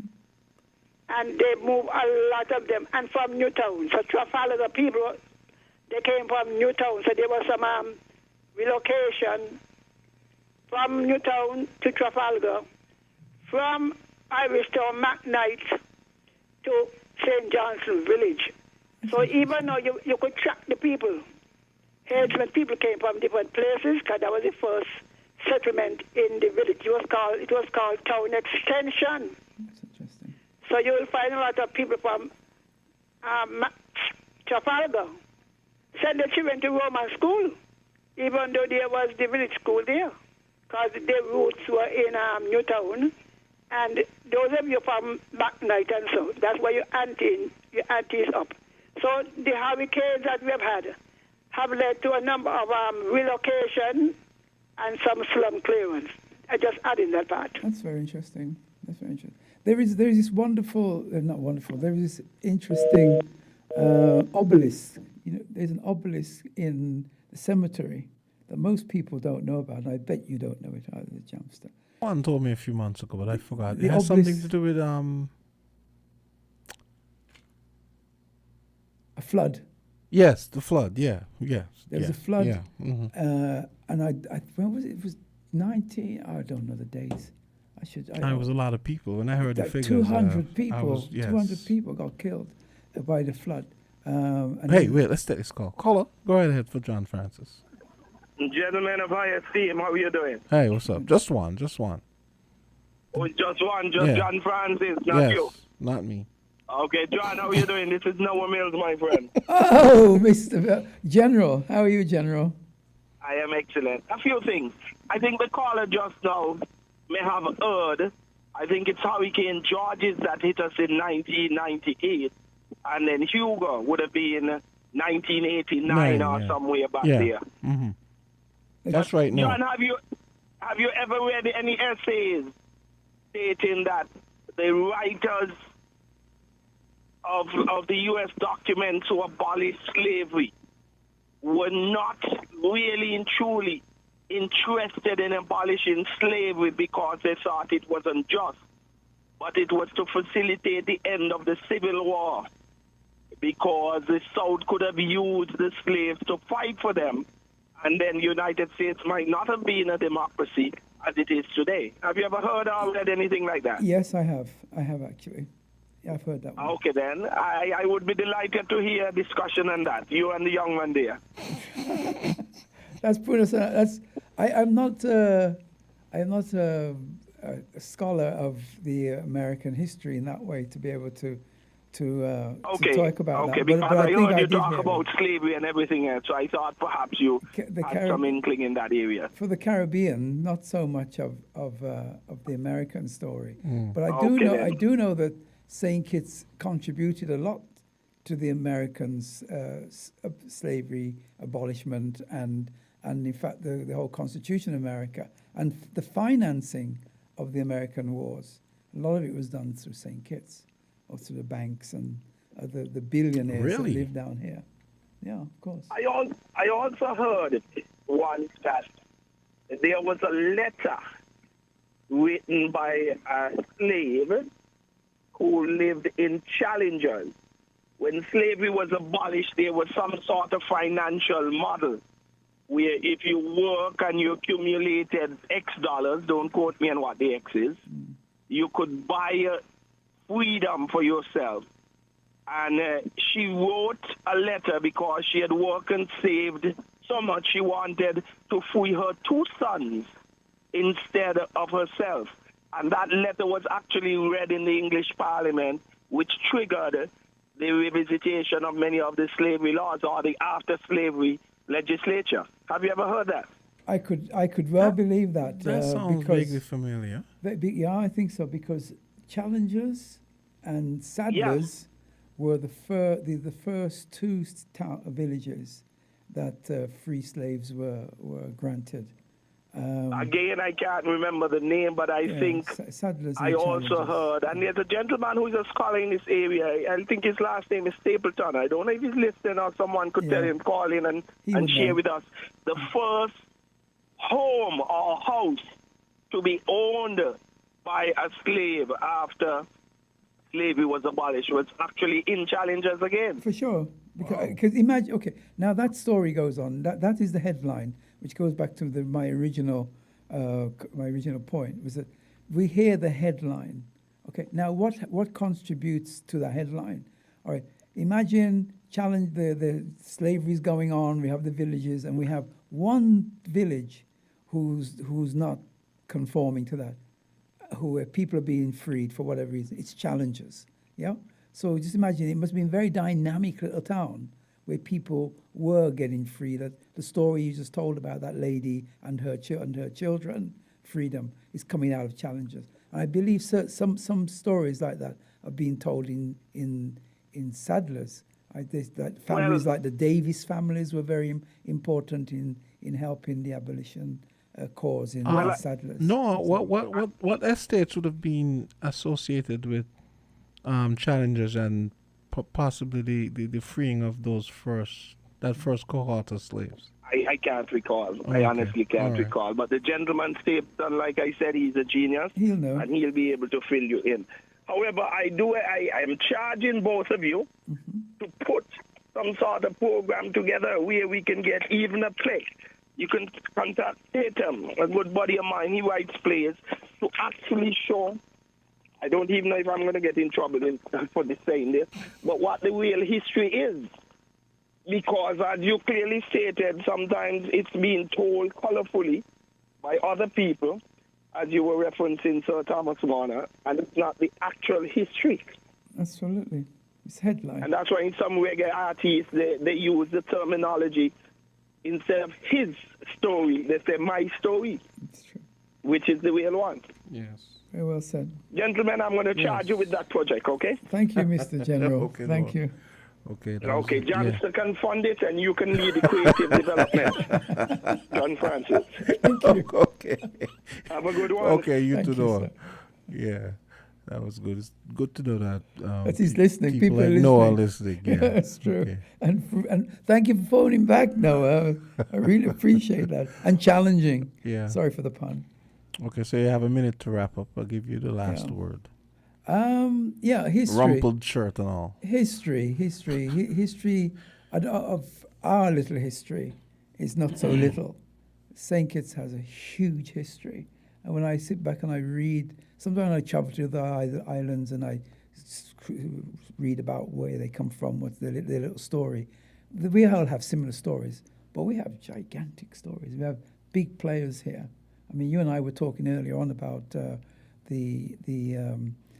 civil work that's been done, civil constructions. You know, the bridges and the roads around the island, the guts and the waterways. I mean, today it's been raining for 2 days, and there'd be no sign that rain is here. And it's not that it's all just soaked away into the aquifer, but it's guided away, and that was done by important people who found it important for us to have that. I think we have people. We've inherited something amazing. We've inherited something amazing. We haven't built it. I hear people say, "Oh, our hotel is now Marriott is not our hotel. You know, Four Seasons it's not ours. You know, all these things they're not ours, but it's our island, and we've inherited. It's like someone's passed away and have given us this gold, this gem. We've inherited a really beautiful piece of real estate. Find out about it. Squeeze in another call before we go? Try it. Okay. No, the person stopped. But let me ask you a question. Something you just said about we inherited something amazing. I've always said, whenever I bring it up, I don't even get one response on it. But let me ask you. I've always said that as a mark of respect for the indigenous peoples who were killed, I feel like the Caribbean islands should reclaim the names given to them by the indigenous people. I mean, why can't we take back Limega and Uoli and officially name the country that? Antigua becomes Wadadli. Dominica becomes Bukulia. I know Bukuli is one of the words. There's another word, but you get my idea. It's difficult. Puerto Rico would become Borinquen again. But it's very difficult for us, you know. I think it's difficult for us as African originated people because we're not from here, you know. We're not really from here. But I feel like we're coming from here. Even now. if it's just symbolic, it would be a symbolic casting off of some of the trappings of colonialism and white supremacist domination, you know? I mean, St. Christopher. I mean, these guys are just capriciously named something because of something they saw. I mean, a guy looked over to Nevis and saw, the Nevis Peak looks like what? Someplace in Spain. And and all these stories. All these stories you hear about how the islands were named. I mean, well, the Africans have done it. The Africans did it really well. We reclaim and reinstate the names that the original people? Oh, we try. I mean, Rhodesia was called, Zimbabwe was called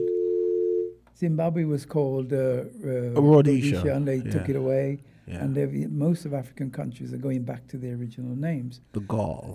But then we in St. Kitts, it's difficult for us because it's not. We inherited it. We were not. But why is it difficult for us though? We